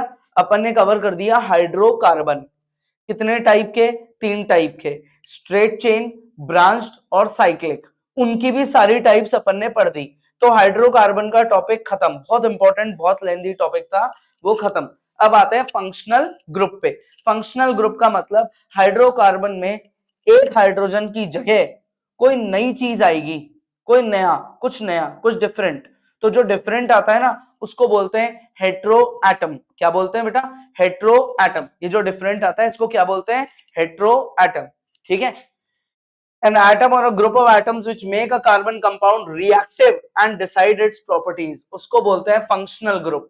उसको रिएक्टिव बना देगा, उसमें एक्टिवनेस ला देगा हाइड्रोकार्बन में, और उसकी प्रॉपर्टीज को बदल देगा, उसको फंक्शनल ग्रुप बोलते हैं। तो जो चीज आपने नई ऐड करी है, चाहे वो ऑक्सीजन हो, क्लोरीन हो, ब्रोमीन हो, कोई भी नई चीज आपने ऐड करी है, तो उसको बोलते हैं हेट्रो एटम। क्या बोलते हैं? Hetero atom.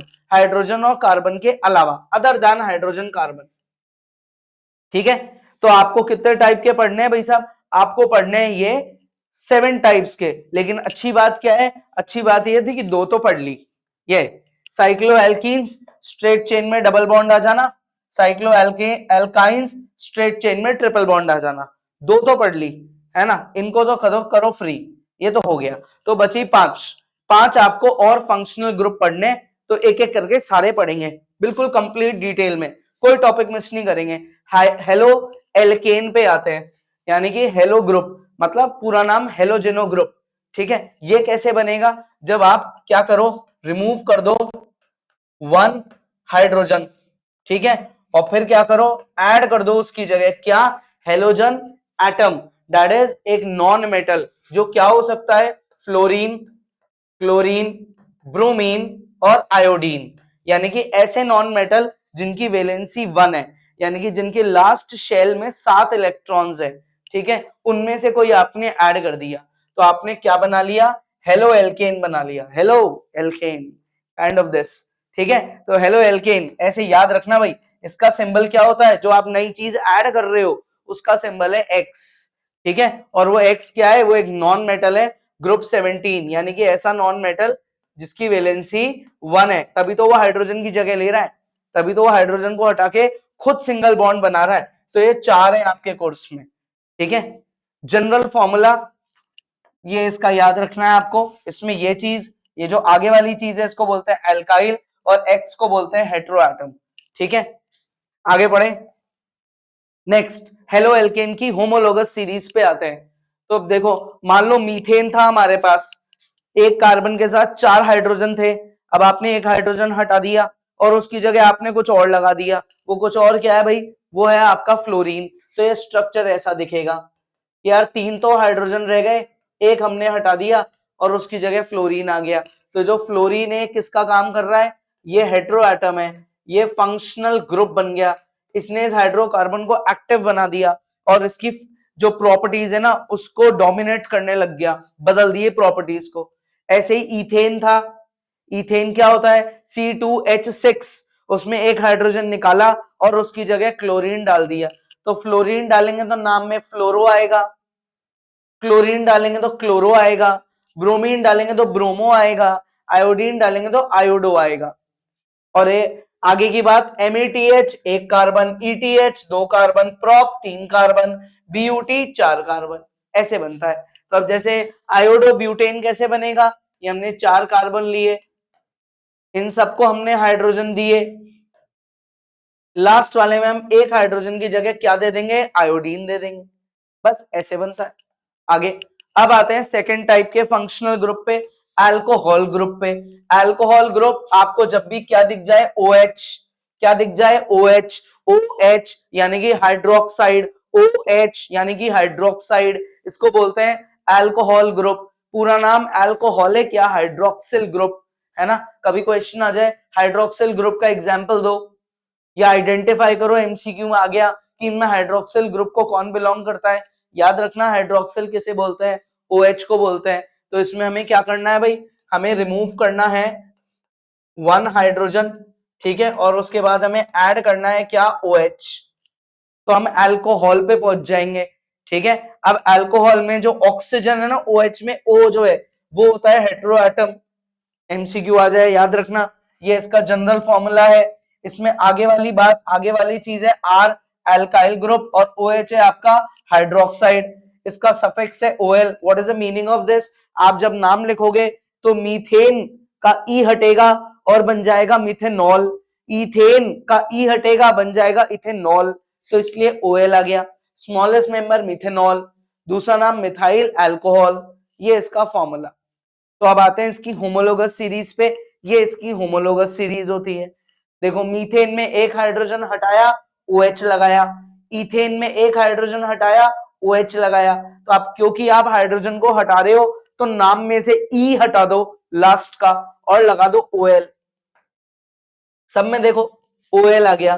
That is alcohol अपना क्या दे रहा है, सरनेम दे रहा है, ये अपना परिवार बना रहा है तो परिवार को सरनेम देगा, तो सरनेम क्या है, OL है। क्लियर है यहां तक, ठीक है, पहचान दे रहा है। अब इसका और दूसरा नाम क्या है, इसका नाम है मिथाइल और OH है अल्कोहल ग्रुप, इसका नाम है इथाइल, OH है alcohol group, propyl alcohol, butyl alcohol. तो अब जैसे प्रोपाइल अल्कोहल कैसे बनेगा स्ट्रक्चर, हमने लिए 3 कार्बन, फिर हमने सबको हाइड्रोजन से जोड़ दिया, क्लियर, इजीली सबको जोड़ दिया, 7 हाइड्रोजन काम आ गए, लास्ट में लगा दिया OH, ठीक है। ऐसे ही मिथेनॉल एक कार्बन, 3 जगह हाइड्रोजन, एक जगह लगा दिया OH। Oxygen is the hetero atom here, ठीक है। नेक्स्ट अब आते हैं तीसरे फंक्शनल ग्रुप पे जो कि है एल्डिहाइड ग्रुप, ठीक है, एल्डिहाइड ग्रुप। तो एल्डिहाइड ग्रुप में शुरू के 2 लेटर बहुत इंपॉर्टेंट है क्योंकि ये आगे जाके सरनेम बनेगा, है ना। एल्डिहाइड बनता कैसे है, जब आप क्या करोगे, एक हाइड्रोजन को कम करोगे और ब्रांच, उस खाली ब्रांच में CHO लगा दोगे,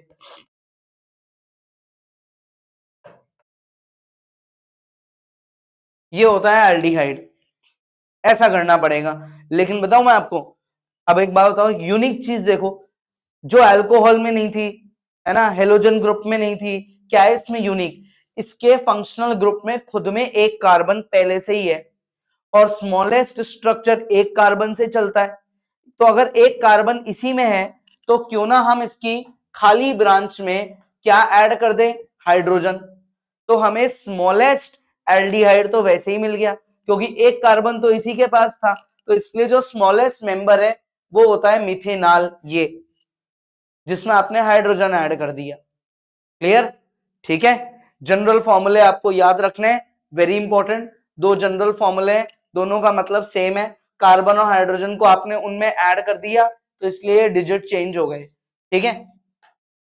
अब आते हैं इसकी किस पे, होमोलोगस सीरीज, नाम मत भूला करो, फैमिली ऑफ एल्केन्स, है ना।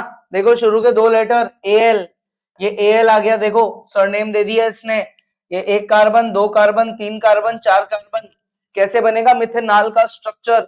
मिथेनॉल कॉमन नेम भी इन दोनों के तो बहुत इंपॉर्टेंट है, फॉर्मल्डिहाइड और एसिटल्डिहाइड, बहुत ज्यादा इंपॉर्टेंट कॉमन नेम है, ठीक है। देखो फॉर्मल्डिहाइड कैसे बनेगा, एक हाइड्रोजन लिया, ये कार्बन लिया, है ना, फिर अब CHO को भी तो खोलोगे, तो एक हाइड्रोजन इधर लगा दिया और ऑक्सीजन के साथ डबल बॉन्ड, ठीक है। अब ब्यूटेनॉल, ये चार कार्बन थे, हर जगह हमने हाइड्रोजन दिया, देते गए हाइड्रोजन, लास्ट वाले में क्या करा अपन ने, लास्ट वाला देखो ढंग से CHO है, तो C के पास H तो कर दिया, अब यहाँ पे O करो, तभी तो बनेगा ये CHO, आगे मत कर देना CHO, फिर तो 5 कार्बन पे पहुंच जाएगा। क्लियर, देखो हमने वहां ब्रेक कर रखा है इसको, 3 कार्बन की तो हमने यहाँ ये देखो चेन बना दी और चौथे वाले कार्बन को CHO बना दिया, तो ये रहा CHO, ऐसे बनता है स्ट्रक्चर, ठीक है। अब आते हैं किस पे, अपने नेक्स्ट फंक्शनल ग्रुप पे, कार्बोक्सिलिक एसिड ग्रुप पे, ठीक है।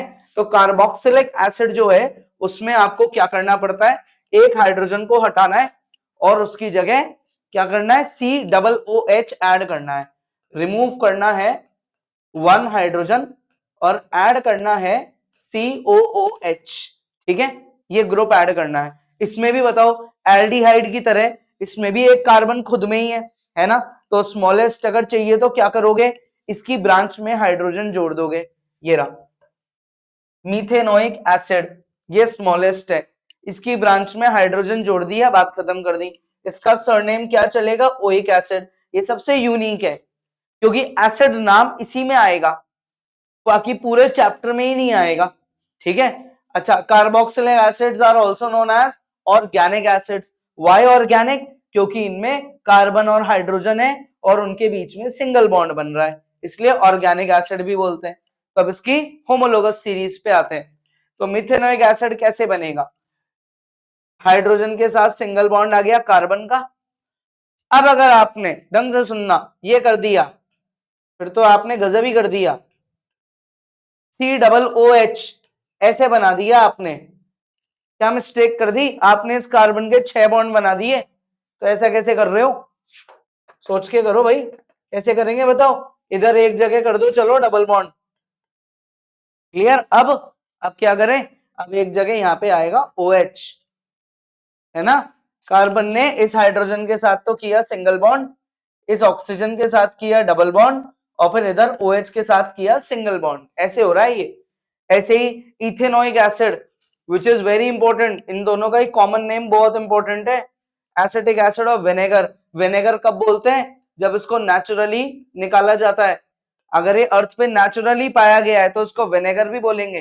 तो इथेनोइक एसिड का स्ट्रक्चर कैसे बनेगा, ये 2 कार्बन लिए आपने, इसको आपने दिए 3 हाइड्रोजन, ठीक है, तो देखो आपने CH3 का स्ट्रक्चर तो बना दिया, अब आगे COOH, तो C ऑक्सीजन के साथ डबल बॉन्ड और OH, हर कार्बन के कितने बॉन्ड बनने चाहिए, 4 बॉन्ड बनने चाहिए। ऐसे ही प्रोपेनोइक एसिड और ऐसे ही ब्यूटेनोइक, तो एसिटिक एसिड तो बहुत इंपॉर्टेंट है। अब आते हैं कीटोन ग्रुप पे, अब सरनेम आएगा ONE1, ONE, इसमें यूनिक बात क्या है, इसके दोनों तरफ ब्रांच खाली है, दोनों तरफ से खाली है, दोनों तरफ से जुड़ने को तैयार है, ठीक है। जनरल फॉर्मूला याद रखना है, या तो ये या ये ज्यादा पूछा जाता है, ठीक है। ये चालू किससे होगा, मिनिमम 2 कार्बन, मतलब 2 से ज्यादा कार्बन से, 2 से कम कार्बन पे नहीं चलेगा, भी उसका रीजन बताऊंगा आपको क्यों। तो अगर 2 से ज्यादा बात करें तो 3 कार्बन, 3 पे आता है प्रोप, सिंगल बॉन्ड है तो प्रोपेन, प्रोपेन का हमने हटाया ई और इसका सरनेम जोड़ दिया प्रोपेनॉन, तो प्रोपेन से बन गया प्रोपेनॉन, ठीक है। अब हमको यहां मिनिमम 3 कार्बन क्यों चाहिए, इस बात को समझने के लिए हमें यह समझना पड़ेगा कि अगर हमने कीटोन में कार्बन को कम करके खाली जगह हाइड्रोजन दे दिया तो क्या गड़बड़ होगी। देखो ये होता है कीटोन, ये होता है, अब आपने इधर कार्बन जोड़ दिया, उसके साथ 3 हाइड्रोजन जोड़ दिए, ओके। लेकिन आपने इधर कार्बन नहीं जोड़ा, आपने इधर जोड़ दिया अकेला हाइड्रोजन, तो मानते हैं कि कार्बन के 4 बॉन्ड तो बन गए, है ना। गिन लो, आप इजीली गिन लो, ये देखो 4 बॉन्ड तो बन गए, बन गए। लेकिन ये जो स्ट्रक्चर आपने यहां क्रिएट कर दिया ना, ये स्ट्रक्चर आप ऑलरेडी पढ़ चुके एल्डिहाइड में, तो फिर ये कीटोन थोड़ी दिखेगा, ये तो एल्डिहाइड बन गया, फंक्शनल ग्रुप ही बदल दिया। क्वेश्चन किसका पूछा है, आंसर किसका दे दिया, ये तो वो बात हो गई। इसलिए हाइड्रोजन ऐड नहीं होगा, इसलिए कार्बन ही ऐड होगा, ठीक है। तो इसके स्मॉलेस्ट पे आते हैं, 3 कार्बन इसका स्मॉलेस्ट है, 3 पे आता है प्रोप, और ONE इसका surname. Common name very important, acetone, which is a nail paint remover, paint remover होता है एसीटोन, है ना, इसका यूज भी याद रखना। स्ट्रक्चर कैसे बनेगा, हमने लिया एक कार्बन के साथ 3 हाइड्रोजन, फिर इधर एक कार्बन के साथ 3 हाइड्रोजन, बीच में हमने कार्बन और ऑक्सीजन कीटोन ग्रुप बनाया और कनेक्ट कर दिया, हर कार्बन के 4 बॉन्ड बन गए, ठीक है। इस तरीके से ब्यूटेनॉन पेंटेनॉन बनेगा। पेंटेनॉन कैसे बनेगा, हमने लिया एक कार्बन 3 हाइड्रोजन 2 हाइड्रोजन, ठीक है, फिर हमने एक और कार्बन 2 हाइड्रोजन ले लिए, फिर हमने कीटोन ग्रुप बीच में रख दिया, फिर इधर हमने एक कार्बन के साथ 3 हाइड्रोजन, टोटल आप गिनो तो आपके 5 हाइड्रोजन है, यानी कि आपका ये क्या बन गया, ये बन गया पेंटेनॉन, ठीक है। क्लियर, क्या बन गया ये पेंटेनॉन। एक तरफ तो C3H7 है, ये रहा C3H7, और ये रहा, और एक तरफ है CH3, तो ये रहा देखो CH3, बीच में आ गया आपका कीटोन ग्रुप। क्लियर, आगे बात समझ में, सारे फंक्शनल ग्रुप्स हो गए, आगे बढ़े टॉपिक में। इजी है, चाहो तो एक बार वीडियो पॉज करके आप पानी वानी पी लो, कोई इश्यू नहीं है भाई। केमिकल प्रॉपर्टीज पे आते हैं बेटा। 4 केमिकल प्रॉपर्टीज होती है कार्बन कंपाउंड्स की, चारों को पढ़ना है विद डिटेल, एक एक बात समझेंगे इनकी इजीली। कंबशन का मतलब, पहली केमिकल प्रॉपर्टी कंबशन का मतलब, आप ऑक्सीजन की सप्लाई कर रहे हो और हीट कर रहे हो, गर्म कर रहे हो, तो यार अब आप कार्बन की बात कर रहे हो, हाइड्रोकार्बन की, तो प्रोडक्ट जो है वो भी तो उस तरीके के ही बनेंगे। तो जब भी आप हाइड्रोकार्बन को हीट करोगे ऑक्सीजन के साथ, तो कार्बन तो बना देगा कार्बन डाइऑक्साइड, हाइड्रोजन बना देगा वाटर, और साथ में heat and light. Heat and light के कॉम्बिनेशन को क्या बोलते हैं, इसके कॉम्बिनेशन को बोलते हैं फ्लेम। हीट एंड लाइट के कॉम्बिनेशन को क्या बोलते हैं, फ्लेम बोलते हैं, ठीक है। क्लियर, तो process of burning of carbon compounds, अब डिपेंड करेगा ये प्रोसेस सब कुछ किस पे, ऑक्सीजन की सप्लाई पे, और साथ में ये सैचुरेटेड है या अनसैचुरेटेड, इसलिए 2 फोटोज दिखाइए आपको यहाँ, 2 image, blue flame yellow flame. अभी डिफरेंस आराम से समझेंगे एक एक चीज का। देखो 2 तरीके की फ्लेम होती है, ब्लू फ्लेम जिसका दूसरा नाम नॉन सूटी फ्लेम, येलो जिसका दूसरा नाम होता है सूटी फ्लेम, ठीक है। अब जनरली ब्लू फ्लेम कौन प्रोड्यूस करता है, सैचुरेटेड हाइड्रोकार्बन यानी कि एल्केन, और ये जनरली कौन प्रोड्यूस करता है, बाकी के 2 कौन, एल्कीन और एल्काइन, ठीक है। सबसे छोटा एल्केन मीथेन, और इधर इथीन या इथाइन, ये इथाइन वाली बात तो आगे एक चैप्टर में बहुत इंपॉर्टेंट रहेगी, अभी बता रहा हूं मैं आपको। टाइप्स ऑफ कंबशन, कंप्लीट तभी तो ब्लू फ्लेम आ रही है, इनकम्प्लीट इसलिए येलो आ रही है। ब्लू फ्लेम में हीट होती है ज्यादा, है ना, इसमें हीट होती है कम, इसमें लाइट होती है कम, इसमें लाइट होती है ज्यादा, उल्टा हो गया। लाइट चली गई घर में, मान लो इन्वर्टर भी काम नहीं कर रहा है या किसी बेचारे के इन्वर्टर नहीं है, तो अब क्या करें अंधेरे में, उसने कैंडल जला ली, टॉर्च भी नहीं मिल रहा, कैंडल जला ली तो येलो फ्लेम आई, कैंडल से काफी ज्यादा उजाला हो गया। लेकिन अगर उसने किचन में गैस स्टोव ऑन कर लिया, ब्लू फ्लेम आई तो उजाला ही नहीं हुआ, डिफरेंस है उनके कलर का, ठीक है। तो ये प्रोड्यूस करते हैं एल्केन, ये प्रोड्यूस करते हैं एल्कीन्स या फिर एल्काइंस, ठीक है, ये प्रोड्यूस करते हैं। क्लियर, तो 2 टाइप की फ्लेम हो गई आपकी। आगे व्हाट आर सूट पार्टिकल्स, ये जो हमने पढ़ा था ना, ब्लू इज नॉन सूटी येलो इज सूटी फ्लेम, सूट पार्टिकल्स क्या है भाई, अनबर्न कार्बन, जो ब्लैक कलर का कचरा उड़ता है ना फ्लेम के साथ, धुआं निकलता है, स्मोक निकलता है, काइंड ऑफ दिस, ये अनबर्न कार्बन होते हैं सूट पार्टिकल्स। ये बहुत ज्यादा एनवायरनमेंट को पॉल्यूट कर देते हैं, ठीक है ना।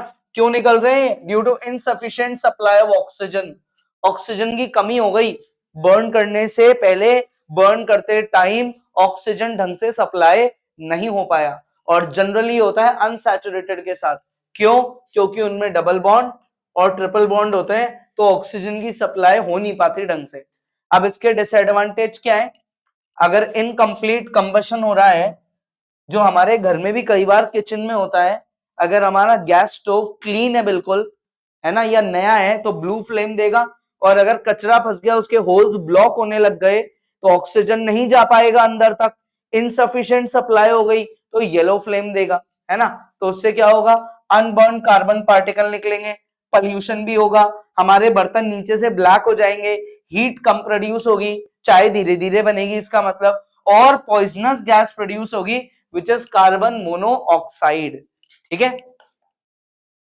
नाउ वेरी इंपॉर्टेंट थिंग, अगर हमने कभी किसी अनसैचुरेटेड हाइड्रोकार्बन को हीट करने से पहले बहुत सारा ऑक्सीजन सप्लाई कर दिया, बहुत सारा, ठीक है, तो अब क्या होगा?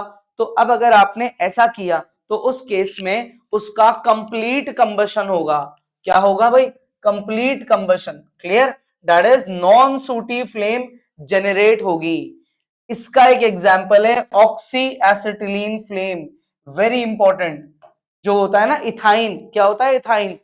इथाइन ETH, यानी कि 2 कार्बन, डबल करो 4, 2 कम करो 2 हाइड्रोजन, C2H2। जब आप इसको बहुत सारा ऑक्सीजन दे देते हो, तब जाके ऑक्सी एसिटिलीन फ्लेम बनती है, और ये इतनी ज्यादा हीट प्रोड्यूस करती है कि ये मेटल्स के वेल्डिंग में काम आ जाती है। ये इसको बोलते हैं गैस वेल्डिंग। यह है oxy acetylene flame, oxy ethyne flame. ठीक है। ऑक्सीजन की सप्लाई कम करेंगे तो ऐसी फ्लेम बनेगी, और ऑक्सीजन की सप्लाई ज्यादा करेंगे तो ऐसी बनेगी। ठीक है। क्लियर? ऑक्सी एसिटिलीन फ्लेम, तो ऑक्सी इथाइन फ्लेम इसका दूसरा नाम है, ऑक्सी इथाइन। ठीक है। टेम्परेचर की बात देखो, वैसे आपके कोर्स में नहीं है, अभी इस पे नहीं जाते, पहले ही बहुत डिटेल है। अमाउंट ऑफ लाइट क्या होगी? लो, क्योंकि ब्लू फ्लेम निकलती है। हीट क्या होगी? High. Colour of the flame is blue, and type of combustion is complete. ठीक है, कंप्लीट कंबशन होगा इसका। Clear? Oxy ethyne flame, that is oxygen की सप्लाई आपने इथाइन को बहुत ढंग से कर दी। एक सिलेंडर आपका किसका भरा हुआ है? इथाइन का भरा हुआ है, और एक सिलेंडर किसका भरा हुआ है? ऑक्सीजन गैस का। दोनों को ढंग से मिक्स करा, ये एक पाइप में ऑक्सीजन आ रहा है, एक पाइप में इथाइन आ रहा है, ये मिक्स हो गए, फिर जाके ये इतनी तगड़ी हीट देते हैं कि वो मेटल्स को वेल्ड कर देती है, जोड़ देती है लोहे के टुकड़ों को।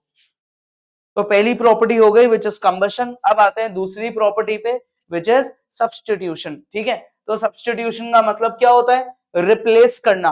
किसको रिप्लेस करना? हाइड्रोजन को रिप्लेस करना। ठीक है। तो हम एक हाइड्रोजन को रिप्लेस कर रहे हैं किसी और एटम से, इसको बोलते हैं सब्स्टिट्यूशन। जैसे ये है मीथेन, इसमें 4 हाइड्रोजन है, हमने इसमें क्लोरीन गैस सप्लाई करी, तो क्लोरीन क्या करा? एक क्लोरीन हाइड्रोजन को उड़ा के ले गया, ले गया। ठीक है। और जो एक क्लोरीन बचा, तो उसने उस खाली जगह को भर दिया, तो ये क्या बन गया? ये बन गया क्लोरोमीथेन। क्या बन गया? क्लोरोमीथेन। ठीक है। मीथेन के साथ क्लोरीन जुड़ गया। ऐसे ही अब इसी क्लोरोमीथेन में, इसी क्लोरोमीथेन में हमने और क्लोरीन गैस पास करते गए, तो दोबारा से क्या होगा? एक हाइड्रोजन को क्लोरीन और उड़ा के ले जाएगा खुद के साथ, तो जो खाली जगह है उसमें एक क्लोरीन और आ गया, तो ये क्या बन गया? ये बन गया डाई क्लोरो, यानी कि 2 क्लोरीन है, और METH क्योंकि एक कार्बन है, सिंगल बॉन्ड मीथेन। ऐसे ही दोबारा हमने ये करा, तो ये बन जाएगा ट्राइक्लोरोमीथेन, ट्राइक्लोरोमीथेन। इसका कॉमन नेम बहुत इंपॉर्टेंट है, क्लोरोफॉर्म। जो पिक्चरों में दिखाते हैं ना, वो विलन आया, एक लिक्विड रुमाल में लगाया और वो हीरोइन को सुंघाया, और हीरोइन बेचारी बेहोश हो गई, हीरो बेहोश हो गया, होता है ना, वो लिक्विड होता है क्लोरोफॉर्म, है ना, जिससे अपन अपने जो सेंसेस होते हैं वो वीक हो जाते हैं। ठीक है। सीधा नर्वस सिस्टम को टारगेट करता है ये, तो क्लोरोफॉर्म इसको बोलते हैं, CHCl3। अब 3 थे हाइड्रोजन, 2 रह गए, एक रह गया, अब इस एक को भी उड़ा दिया, फिर और क्लोरीन गैस आई, फिर वो उस एक लास्ट हाइड्रोजन को उड़ा के ले गई, तो ये रह गया, तो ये क्या बोला जाएगा? टेट्राक्लोरोमीथेन। टेट्राक्लोरोमीथेन, दूसरा नाम कार्बन टेट्राक्लोराइड। ठीक है, ऐसे इसका नाम कार्बन ट्राइक्लोराइड भी बोला जा सकता है। तो इसका स्ट्रक्चर कैसे बनेगा, एक कार्बन के साथ चारों जगह क्लोरीन आ गया। ऐसे ही इसका कैसे बनेगा, डाइक्लोरो का एक कार्बन है, दो तो चलो हाइड्रोजन थे और दो आ गए क्लोरीन, ऐसे इनके स्ट्रक्चर बनेंगे। तो बहुत इजी होता है सब्स्टिट्यूशन तो। ठीक है, आगे एडिशन। अब एडिशन में क्या हो रहा है, एडिशन में मेनली ये बात, एडिशन वर्ड जो है ये मेनली अनसैचुरेटेड हाइड्रोकार्बन्स के लिए किया जाता है। अनसैचुरेटेड मतलब जिनमें स्ट्रेट चेन में कहीं एक जगह डबल या ट्रिपल बॉन्ड आ जाता है, ये टॉपिक उनके लिए मेनली, क्योंकि अब अपन इनमें अनसैचुरेटेड हाइड्रोकार्बन को सैचुरेटेड हाइड्रोकार्बन में कन्वर्ट करना सीखेंगे। कैसे, किसी नॉन मेटल की सप्लाई करके, ताकि उनका बॉन्ड ब्रेक हो जाए। ठीक है, अब वो क्या हो सकते हैं भाई, क्या सप्लाई कर सकते हैं, हाइड्रोजन, क्लोरीन, ब्रोमीन, आयोडीन, यानी कि ऐसे नॉन मेटल्स की सप्लाई करेंगे जिनकी वेलेंसी क्या है, 1 है। ठीक है, तो एडिशन रिएक्शन जो है ना, ये मेनली किसका कैरेक्टरिस्टिक बताती है हमें, अनसैचुरेटेड हाइड्रोकार्बन का। और इसमें दो बहुत इंपॉर्टेंट है, एक हाइड्रोजन और एक ब्रोमीन, इनके बारे में बहुत ढंग से पढ़ना है, इन्हीं पे क्वेश्चन आएगा। तो अब आते हैं पहले ब्रोमीन वाटर के केस पे। तो ब्रोमीन वाटर का क्या केस है बच्चों, देखो नो चेंज इन कलर, देखो हेडिंग देखो, नो चेंज इन कलर।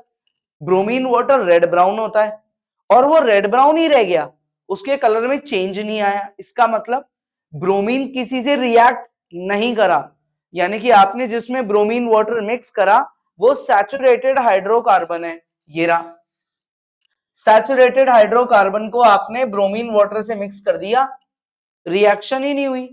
वो बोलेगा सैचुरेटेड वाला, मेरे में डबल बॉन्ड या ट्रिपल बॉन्ड है ही नहीं, तुम क्या ढूंढने आए हो, मेरे में तो सिर्फ सिंगल बॉन्ड है, तो फिर मैं क्यों रिएक्ट करूंगा, मुझे तो नीड ही नहीं है। ठीक है, अच्छा अब आगे बढ़ते, तो ब्रोमीन का जो कलर है वो हो गया डी कलराइज, देखो डी कलराइज हो गया, रेड ब्राउन से ट्रांसपेरेंट होने लग गया। तो क्यों, क्योंकि इस बार हाइड्रोकार्बन था अनसैचुरेटेड, यानी कि ब्रोमीन को क्या मिल गया बीच में, डबल बॉन्ड, तो ब्रोमीन खुश हो गया, चलो यार डबल बॉन्ड मिला, अब इस डबल बॉन्ड को तोड़ दूंगा और सिंगल पे ले आऊंगा, ये तोड़ दिया इसने, दोनों ब्रोमीन एक एक कार्बन से जुड़ गए और बीच का जो डबल बॉन्ड है वो सिंगल बॉन्ड में कन्वर्ट हो गया, दैट इज अनसैचुरेटेड क्या बन गया, सैचुरेटेड। और इसके लिए हमको कैटलिस्ट चाहिए होता है विच इज ईदर निकल और पिलेडियम, है ना, इन दो में से कोई मेटल है जो रिएक्शन में मदद करता है, निकल और पिलेडियम। क्लियर, ये इसका स्ट्रक्चर है, इसे बोलते हैं ब्रोमीन वाटर टेस्ट।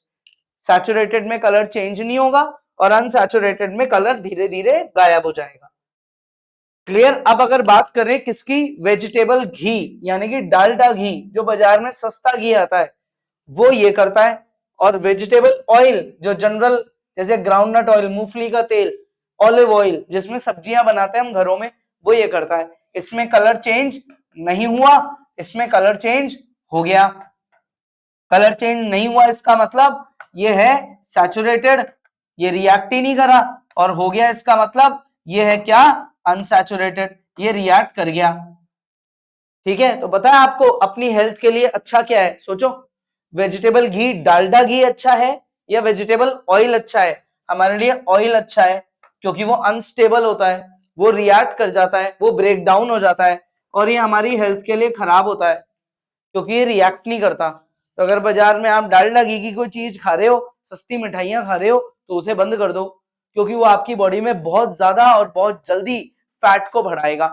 ठीक है, देखो आगे हाइड्रोजनेशन, अभी आपको मैंने बताया था ना एडिशन रिएक्शन में हाइड्रोजन और ब्रोमीन का केस पढ़ेंगे, ब्रोमीन का मैंने आपको पढ़ा दिया था। अब हाइड्रोजनेशन, बहुत इंपॉर्टेंट बात, हाइड्रोजनेशन किसका हाइड्रोजनेशन हो रहा है भाई, अनसैचुरेटेड का हो रहा है। ठीक है, क्यों हो रहा है, क्योंकि हमें उसे सैचुरेटेड बनाना है।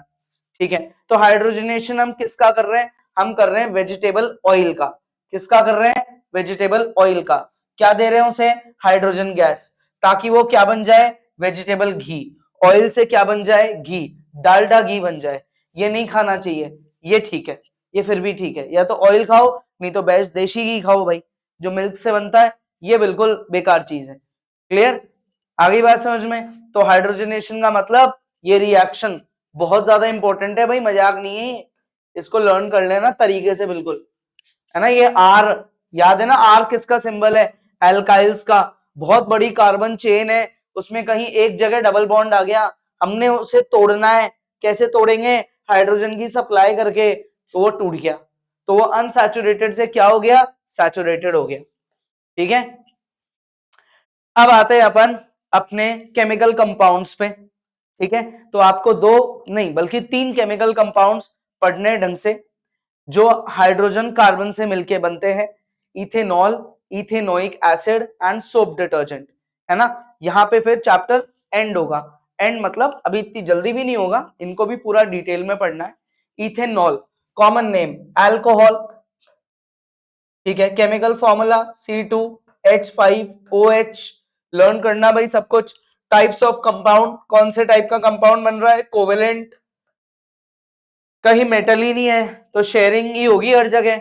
स्ट्रक्चर, स्ट्रक्चर बनाओ भाई इसका C2H5OH का, दो कार्बन, तीन हाइड्रोजन, दो हाइड्रोजन और ये OH, ये इसका स्ट्रक्चर बन गया। केमिकल प्रिपरेशन कैसे होती है, केमिकली कैसे बनाए, सबसे पहले बनाओ इथेन, है ना। क्या होता है भाई इथेन, ये होता है इथेन, जिसमें आपको ये इथेन है, एक कार्बन के साथ 6 हाइड्रोजन है, क्लियर। आपने एक हाइड्रोजन निकाल दिया, 5 रह गए और एक जगह फ्री हो गया ये, तो जो फ्री हो गया ना उसमें OH जुड़ गया। पुरानी बात भूल गए क्या यार, अल्कोहल फंक्शनल ग्रुप में पढ़ा तो है अभी अभी, अल्कोहल फंक्शनल ग्रुप में OH ही तो होता है, जिसमें ऑक्सीजन उसका हेटेरो एटम होता है, उसी बात को तो दोबारा पढ़ रहे हैं। अब आते हैं इसके किस पे, दो तरीके के कॉम्पोजिशन, रेक्टिफाइड स्पिरिट जिसमें 5% क्या होता है, वाटर, और 95% क्या है, अल्कोहल यानी कि इथेनॉल। एब्सोल्यूट अल्कोहल क्या है, 100% अल्कोहल। जितनी भी मार्केट में अल्कोहल किसके लिए सप्लाई हो रही है, ड्रिंकिंग पर्पस के लिए, वो ये होती है, ये सप्लाई होती है एज अ कमर्शियल अल्कोहल, यानी कि फैक्ट्री या इंडस्ट्रीज को, जिनको दवाइयां, कपड़े, रबर, पेंट, ये चीजें बनानी है, उनमें सप्लाई होती है। ये ड्रिंकिंग पर्पस से सप्लाई होती है रेक्टिफाइड स्पिरिट। कभी भी एब्सोल्यूट अल्कोहल को ड्रिंकिंग पर्पस से डायरेक्टली कंज्यूम नहीं करना चाहिए, क्योंकि अगर आप इसको पी गए तो आपका लिवर या कोई भी ऑर्गन, किडनी, स्टमक, कोई भी इंटरनल ऑर्गन डैमेज हो सकता है, बहुत ज्यादा हार्मफुल है ये। फिजिकल प्रॉपर्टीज, कलरलेस पानी की तरह, रूम टेम्परेचर पे लिक्विड है, स्मेल प्लेजेंट होती है, perfume kind of, boiling point पानी का 100 है, इसका 70-80 है, यानी कि पानी से जल्दी बॉइल होगा।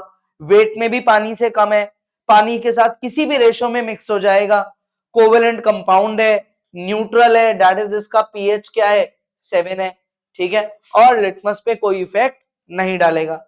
अब आते हैं इसकी केमिकल प्रॉपर्टीज पे। तो कंबशन, कंबशन का मतलब ऑक्सीजन के साथ हीट करना। तो देखो ethanol it is a very good fuel, जब आप इसे बर्न करते हो तो पेट्रोल की तरह इसका कंप्लीट कंबशन होता है, ब्लू फ्लेम बनाता है। इसीलिए कंट्रीज में पेट्रोल गाड़ियों में डालते हैं ना, तो साथ में इथेनॉल मिक्स करके डालते हैं। कई कंट्रीज में 10% इथेनॉल होता है, कईयों में 20% और कईयों में और भी ज्यादा, डिपेंड करता है गाड़ी का इंजन कितना बढ़िया है। तो इथेनॉल जो है ना वो मिक्स हो जाता है पेट्रोल के साथ, और बहुत बढ़िया फ्यूल होता है ये हमें प्रोडक्ट्स देता है। हीट एंड लाइट के कॉम्बिनेशन को क्या बोलता है, फ्लेम। ये हमें कौन सी फ्लेम प्रोड्यूस करके देगा, ब्लू फ्लेम, ठीक है। नेक्स्ट पढ़े आगे, ऑक्सीडेशन। ऑक्सीडेशन का मतलब क्या होता है, धीरे धीरे हीट करो और ऑक्सीजन को उसमें ऐड कर दो। एडिशन ऑफ ऑक्सीजन को इथेन क्या बोलते हैं, ऑक्सीडेशन बोलते हैं। तो कंट्रोल्ड हीटिंग करनी पड़ती है, ठीक है। और साथ में कोई एक कैटलिस्ट लगेगा, या तो ये लगेगा या ये लगेगा। इसको क्या बोलते हैं भाई, एल्कलाइन। NaOH तो है एल्कलाइन, और ये पोटेशियम परमैंगनेट, ये है एसिडिफाइड सल्फ्यूरिक एसिड यानी कि एसिडिफाइड, और ये डाइक्रोमेट, पोटेशियम डाइक्रोमेट। तो दो में से कोई एक कैटलिस्ट लगता है और साथ में कोई अपने को थोड़ा हीट करना पड़ता है। अब एक इंपॉर्टेंट बात, अगर हमने इस इथेनॉल के साथ, इस इथेनॉल के साथ ऑक्सीजन गैस ली और हमने हीट कर दिया नॉर्मल तरीके से, तो पुरानी वाली रिएक्शन हो जाएगी, कंबशन वाली। तो टॉपिक तो बदल गया, टॉपिक तो ऑक्सीडेशन है, इसलिए देखो हमने ऑक्सीजन गैस नहीं लिया, हमने लिया ऑक्सीजन एटम, उसके साथ धीरे धीरे रिएक्ट करा के स्लो हीटिंग कर रहे हैं, तब जाके देखो ये क्या बन गया, इथेनोइक एसिड बन गया, दैट इज एसिटिक एसिड, यानी कि विनेगर बन गया। तो एक तरीके से आप समझो फंक्शनल ग्रुप ही बदल गया, OH होता है अल्कोहल ग्रुप, ये आ गया COOH, यानी कि कार्बोक्सिलिक एसिड ग्रुप पे आ गया। ठीक है, नेक्स्ट सोडियम मेटल या पोटेशियम मेटल हमारा टेस्ट बनेगा। अब ये इथेनॉल का टेस्ट है, अगर आपने इथेनॉल में सोडियम मेटल का एक टुकड़ा डाल दिया, ठीक है, तो सोडियम क्योंकि वो हाइड्रोजन से ज्यादा रिएक्टिव है, तो ये इस हाइड्रोजन को क्या कर देगा, डिस्प्लेस कर देगा, ये कर दिया डिस्प्लेस, ये हाइड्रोजन अलग हो गया, तो हाइड्रोजन गैस बन के रिलीज हो गया। अब ये टेस्ट क्यों है, आपने कंटेनर में अल्कोहल लिया, सोडियम मेटल का टुकड़ा डाला, बहुत सारे बबल्स निकले, वो बबल्स किसी गैस के होंगे, फिर आपने क्या करा, बर्निंग कैंडल रखी, फायर के साथ हाइड्रोजन गैस क्या प्रोड्यूस करती है भाई, पॉप साउंड, है ना, ये इसका टेस्ट है। अब अगर आप सोडियम की जगह पोटेशियम लोगे तो बात तो एक ही है, पोटेशियम भी हाइड्रोजन से बहुत ज्यादा रिएक्टिव मेटल है, तो रिएक्शन तो सेम ही होगी। डिहाइड्रेशन यानी कि धीरे धीरे हीट करो और पानी को रिमूव कर दो, इस इथेनॉल को हीट करो धीरे धीरे, कैटलिस्ट याद रखना, ठीक है, और इस टेम्परेचर तक जाके हीट करोगे ना जब, तब जाके इसका वाटर मॉलिक्यूल रिमूव हो जाएगा, दैट इज ये सैचुरेटेड से क्या बन जाएगा, ये अनसैचुरेटेड बन जाएगा, इथीन बन जाएगा, सिंगल बॉन्ड से डबल बॉन्ड पे आ जाएगा और वाटर मॉलिक्यूल इसका रिमूव हो जाएगा। तो ये इसकी दो और केमिकल प्रॉपर्टीज हो गई। ठीक है, आगे ester test, very very important, esterification यानी कि फॉर्मेशन ऑफ ईस्टर, एस्टेरिफिकेशन यानी कि फॉर्मेशन ऑफ ईस्टर, इसमें हमें क्या चाहिए, हमें दोनों फंक्शनल ग्रुप की जरूरत पड़ गई। अब इथेनोइक एसिड और इथेनॉल, कार्बोक्सिलिक एसिड और अल्कोहल, ये जब भी आपस में रिएक्ट करते हैं तो ये ईस्टर बनाते हैं, कौन, कार्बोक्सिलिक एसिड और इथेन और अल्कोहल, है ना। ये तो सिर्फ दो एग्जाम्पल ही हैं। अब मान लो मैंने इथेनोइक एसिड की जगह प्रोपेनोइक एसिड ले लिया, या इथेनॉल की जगह मैंने प्रोपेनॉल ले लिया, तो भी भाई साहब ईस्टर ही बनेगा, क्योंकि कार्बोक्सिलिक एसिड और अल्कोहल आपस में रिएक्ट कर रहे हैं, तो ईस्टर ही बनेगा और कुछ नहीं बनेगा। ठीक है, देखो क्या हो रहा है यहाँ पे, ये CH3COO यहां तक की चीज और ये C2H5 ये आपस में जुड़ गए, बचा एक हाइड्रोजन और उधर बचा OH, उन्होंने बना लिया वाटर। देखो CH3COO और C2H5 जुड़ गए ना आपस में, इसलिए बना इथाइल इथेनोएट, इसका नाम तो है इथाइल, ये C2H5 का, सॉरी C2H5 का नाम तो क्या है, इथाइल, ये नाम तो आ गया इथाइल, और ये जो बाकी का स्ट्रक्चर है ना ये, इसका नाम आ गया इथेनोएट, ऐसे नाम आ गया इथाइल इथेनोएट। ठीक है, तो अब ये टेस्ट क्यों है, ये एक बहुत इंपॉर्टेंट टेस्ट होता है इथेनॉल का भी और इथेनोइक एसिड का भी। क्यों, क्योंकि ये क्या डेवलप कर रहा है, ईस्टर। ईस्टर एक स्वीट स्मेलिंग मटेरियल होता है जो काफी वॉलेटाइल भी होता है, आग भी पकड़ लेता है, स्वीट्स को फ्रूटी स्मेल भी बोल सकते हैं। तो जैसे ही आपने इनको रिएक्ट कराया, बहुत बढ़िया खुशबू आई, मजा आ गया, तो वो क्या है, वो है ईस्टर। ठीक है, अब ये किस में यूज आ रहा है, ये परफ्यूम्स में, डिओड्रेंट्स में, आर्टिफिशियल फ्लेवर्स जो ड्रिंक्स में, आइसक्रीम्स में डलते हैं ना, उनमें यूज आ रहा है। ठीक है, आगे बढ़े, देखो प्रिपरेशन ऑफ इथेनॉल, इथेनॉल की लार्ज स्केल प्रिपरेशन कैसे होती है, शुगर केन जूस से होती है, पता है, पहले उसका क्रिस्टलाइजेशन करते हैं, गरम करते हैं, ठंडा करते हैं, गरम करते हैं, ठंडा करते हैं, सारी शुगर निकाल लेते हैं, शुगर निकाल ली, उसके बाद क्या बचा, उसके बाद एक ब्लैक कलर का लिक्विड सा बचा, उसको बोलते हैं मोलासिस, उस मोलासिस का क्या करते हैं, फर्मेंटेशन करते हैं, यानी कि उसको डब्बे में बंद करा, ऑक्सीजन नहीं जाने दिया और ईस्ट डाल के छोड़ दिया डब्बे में। ईस्ट एक ऐसा ऑर्गेनिज्म है जो बिना ऑक्सीजन के भी सरवाइव कर सकता है, बायो में पढ़ा है आपने, है ना। तो वो क्या करता है, मोलासिस को खाना चालू करता है, वो एक तरीके से मोलासेस उस ईस्ट के लिए फूड है, तो वो उसको खाएगा तो उसकी बॉडी में डाइजेस्ट होगा, फिर ईस्ट की बॉडी से एक वेस्ट लिक्विड निकलता है ना, उस लिक्विड को बोलते हैं इथेनॉल यानी कि अल्कोहल। ये होता है मोलासेस। इसमें ईस्ट डाल के डब्बा बंद करके हफ्ता 10 दिन छोड़ दिया भाई, तब जाके अल्कोहल बनना चालू होती है। और मोलासेस में भी कितनी शुगर होती है? 30%, है ना। ये किस में आ सकता है? एमसीक्यू में आ सकता है। Clear. Next, uses of alcohol. तो अल्कोहल के क्या यूजेस हैं?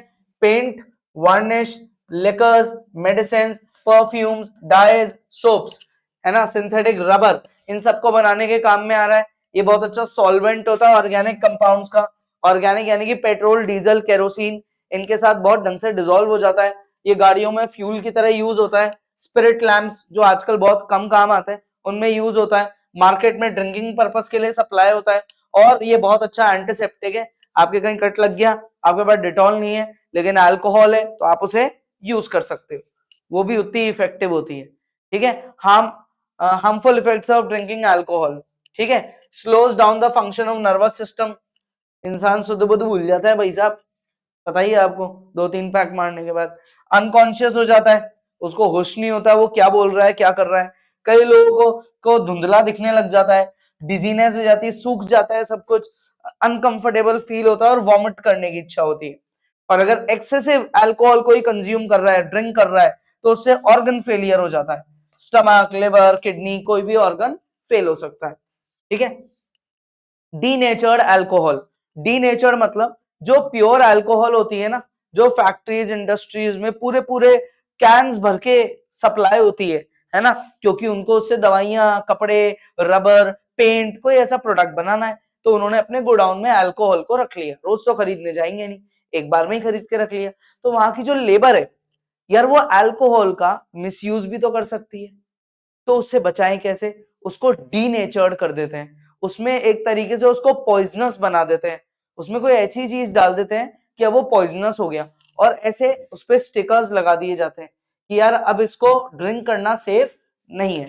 ठीक है। नहीं तो लेबर आएगी, पिएगी 2-3 और चालू, फिर तो फैक्ट्री में आके काम करने आई, सोने आई है, फिर तो सभी अनकॉन्शियस होके सो जाएंगे, तो ऐसा तो हो नहीं सकता। तो इथाइल अल्कोहल जो इथेनॉल है उसको अनफिट बना देते हैं ड्रिंकिंग पर्पस के लिए, उसमें पॉइजनस मटेरियल ऐड कर देते हैं, methanol, pyridine, copper sulphate. Copper sulphate में अच्छी बात क्या है ऐड करने में कि यार उसका कलर ही बदल जाता है, कॉपर सल्फेट उसको ब्लू कर देता है। तो लेबर जो बेचारी पढ़ी लिखी नहीं है, मान लो ये नहीं पढ़ पाई, या ये स्टिकर किसी पे लगा हुआ नहीं है या उतर गया, अब उसने पी लिया तो बेचारा मर जाएगा।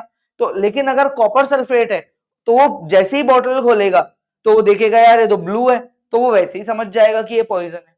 ठीक है। आगे मिथेनॉल।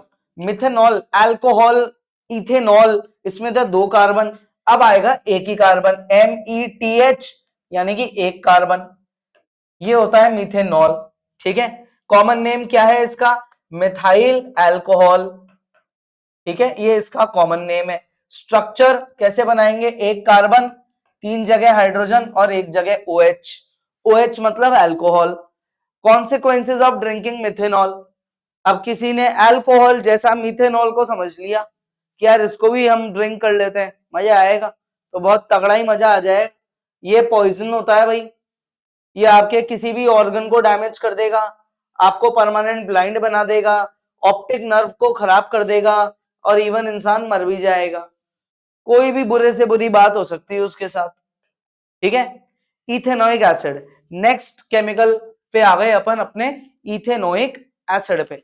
तो इथेनोइक एसिड का कॉमन नेम क्या होता है? Common name acetic acid. ठीक है।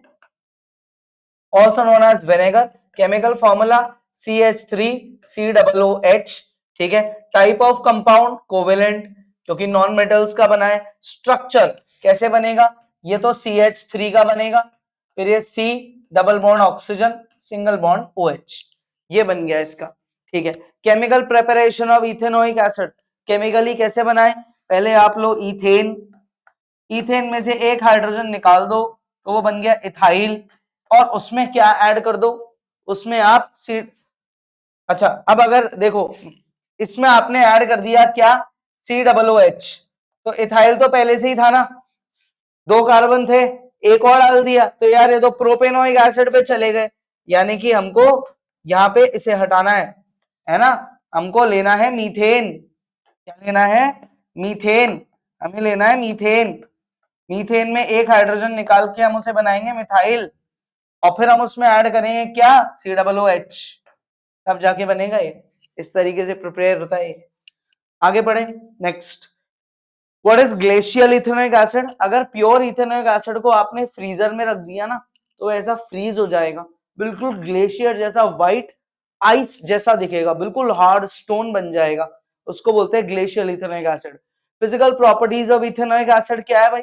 ये कलरलेस है, ठीक है, इसका टेस्ट सार होता है, क्योंकि एसिड है ना, तो लेमन जैसा टेस्ट होगा। विनेगर, स्मेल्स लाइक विनेगर, ठीक है। Boiling point more than water.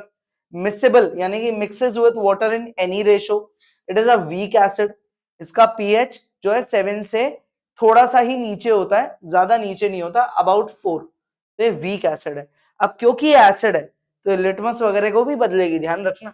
Uses, vinegar है भाई, natural ethanoic acid, food preservative में काम में आता है, रबर को प्रोड्यूस करने के काम में आता है, artificial fibre, ester, propanone, dyes, plastic, medicine, इन सबको बनाने के काम में आता है। केमिकल प्रॉपर्टीज, तो पहली बात लिटमस टेस्ट, तो क्योंकि ये एसिड है, तो ये हमारे ब्लू लिटमस को क्या बना देगी? रेड बना देगी।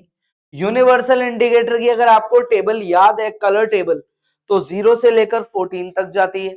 अब इसका पीएच है 4, तो dark red, red, red, red, orange, yellow, यानी कि ऑरेंज से येलो टोन में ये कुछ करेगा, ऑरेंज से येलो टोन में ये यूनिवर्सल इंडिकेटर को चेंज कर देगा। ईस्टर टेस्ट, ये तो आप दोबारा पढ़ रहे हो, अभी अभी अल्कोहल इथेनॉल में पढ़ा था, वही आ गया, देखो इथेनॉल, इथेनोइक एसिड, यानी कि अल्कोहल और कार्बोक्सिलिक एसिड हमेशा क्या बना के देंगे? ईस्टर बना के देंगे। क्या बना के देंगे? ईस्टर बना के देंगे, ठीक है। ये बहुत ही फ्रूटी यानी कि प्लेजेंट स्मेल देता है, तो जैसे ही आप इनको क्या करते हो? मिक्स करते हो, बहुत बढ़िया स्मेल आती, मजा आ जाता है, तो वो ईस्टर होता है, ठीक है। मेटल कार्बोनेट से कैसे रिएक्ट करें? तो देखो, इसका हाइड्रोजन और ये मेटल, तो मेटल ज्यादा रिएक्टिव है हाइड्रोजन से, तो वो उसको डिस्प्लेस कर देगा। देखो H की जगह Na आ गया, हो गया डिस्प्लेस। साथ में बनी दो चीजें, वाटर और CO2, ये बाय प्रोडक्ट है, ये मेन प्रोडक्ट है, ये बाय प्रोडक्ट है। अब अगर मेटल हाइड्रोजन कार्बोनेट है, अच्छा, metal hydrogen carbonates are also known as metal bicarbonates, ठीक है। तो अब यहाँ पे देखो कुछ नहीं बदला, अभी भी तो सोडियम और हाइड्रोजन है, तो ये वापस से इसको डिस्प्लेस कर देगा, फिर से वही होगा। दोनों रिएक्शन में डिफरेंस सिर्फ और सिर्फ बैलेंसिंग का है, बाकी कुछ भी नहीं है। दोनों के प्रोडक्ट देखो आप सेम ही तो है, सोडियम इथेनोएट, ये तो सोडियम और ये बाकी का इथेनोएट, ठीक है। दूसरा नाम इसका इथेनोएट का दूसरा नाम एसिटेट है ना। तो अगर कभी एमसीक्यू आ जाए एसिटेट क्या है, तो CH3COO, इतना ही है एसिटेट, ठीक है। इसमें ये जो है ना, ये बगल वाला ऑक्सीजन, जस्ट सोडियम के बगल वाला, वैसे इस पे आपको नॉलेज के लिए बता दूं, इस पे नेगेटिव साइन आता है और सोडियम पे पॉजिटिव, क्योंकि सोडियम इलेक्ट्रॉन देगा, ऑक्सीजन इलेक्ट्रॉन लेगा, ठीक है। क्लियर यहां तक? तो इसमें कोवेलेंट बॉन्डिंग भी हो रही है, इसमें आयनिक बॉन्ड भी बन रहा है। इन दोनों में बताओ यूनिक बात क्या है? इन दोनों में CO2 गैस है, यानी कि CO2 गैस का जो टेस्ट है ना, वो यहाँ पे काम में आएगा। यानी कि जैसे हाइड्रोजन का था पॉप साउंड, तो CO2 गैस का टेस्ट क्या होता है कि आप लो लाइम वाटर, क्या होता है lime water? CaOH whole twice, उसमें CO2 गैस पास करो, तो ये क्या बनेगा? CaCO3 plus water. इसका जो ट्रांसपेरेंट कलर है वो ये मिल्की यानी कि व्हाइट कलर हो जाएगा। फिर अगर आपने CaCO3 यानी कि लाइमस्टोन और वाटर के मिक्सचर में और ज्यादा CO2 गैस पास करी, तो क्या होगा? CaHCO3 whole twice, calcium bicarbonate बन जाएगा, जो वापस से ट्रांसपेरेंट हो जाएगा। तो ये CO2 गैस का टेस्ट होता है, ठीक है। अच्छा, वापस केमिकल प्रॉपर्टीज पे आते हैं। सिक्स्थ केमिकल प्रॉपर्टी अपनी एसिड, ये इथेनोइक एसिड का किसके साथ रिएक्शन कराना, सोडियम हाइड्रोक्साइड, इसकी जगह पोटेशियम हाइड्रोक्साइड भी ले सकते हैं, एक ही बात है, लिथियम हाइड्रोक्साइड भी ले सकते हैं, क्योंकि इन सब मेटल्स का भी जो वैलेंसी है वो 1 होती है। तो यहाँ पे वही सेम, ये डिस्प्लेस कर देगा, बन गया वही सेम, लेकिन ये H जाके किससे जुड़ेगा, OH से, तो ये बनेगा वाटर। इस बार कोई गैस प्रोड्यूस नहीं हो रही है, इसलिए ये टेस्ट नहीं है, इसलिए टेस्ट हमने आपको पहले समझा दिया, क्योंकि वो इन दोनों में गैस प्रोड्यूस हो रही है, ये हो रही CO2, ये हो रही CO2, इसलिए टेस्ट इनके साथ रहेगा, इसके साथ नहीं रहेगा, क्योंकि इसमें कोई गैस ही नहीं बन रही। ठीक है, आगे बढ़ते हैं। Hydrolysis of Easter, very very important topic, very important. Easter का हाइड्रोलिसिस कैसे करें, है ना, जब बहुत बड़ी ईस्टर की जो चेन होती है, बहुत सारे कार्बन की, उसको ग्लिसरॉल के साथ मिक्स करते हैं, ठीक है, और उसका हाइड्रोलिसिस कर देते हैं। किसके साथ करते हैं, alkaline solution like NaOH, caustic soda के सॉल्यूशन के साथ कर देते हैं, उससे हमें मेटल सॉल्ट मिलता है और फैटी एसिड मिलती है। ये जो मेटल सॉल्ट हमको मिला है ना, इसको क्या बोलते हैं भाई, सोप बोलते हैं। क्लियर, ठीक है, देखो अब ढंग से देखना। तो सोप, हाइड्रोलिसिस ऑफ ईस्टर का मतलब होता है एक तरीके से सेपोनिफिकेशन, यानी कि soap making, process of making soap bye hydrolysis. किसका, ईस्टर, यानी कि एनिमल फैट, वेजिटेबल ऑयल, इनका हाइड्रोलिसिस कर रहे हैं। तो इस प्रोसेस को क्या बोलते हैं, सेपोनिफिकेशन, यानी कि सोप बनाना। तो आज अपन सोप बनाना भी सीखेंगे। घर में साबुन बनाना, बाजार का खर्चा कम हो जाएगा। देखो तुम्हारा रॉ मटेरियल वेजिटेबल ऑयल लेते हैं, like castor oil which is very common, सबसे ज्यादा यही यूज आता है। इसके अलावा soybean, linseed, cotton seed. Actual में लोग घर में सोप बना लेते हैं इस प्रोसेस को फॉलो करके।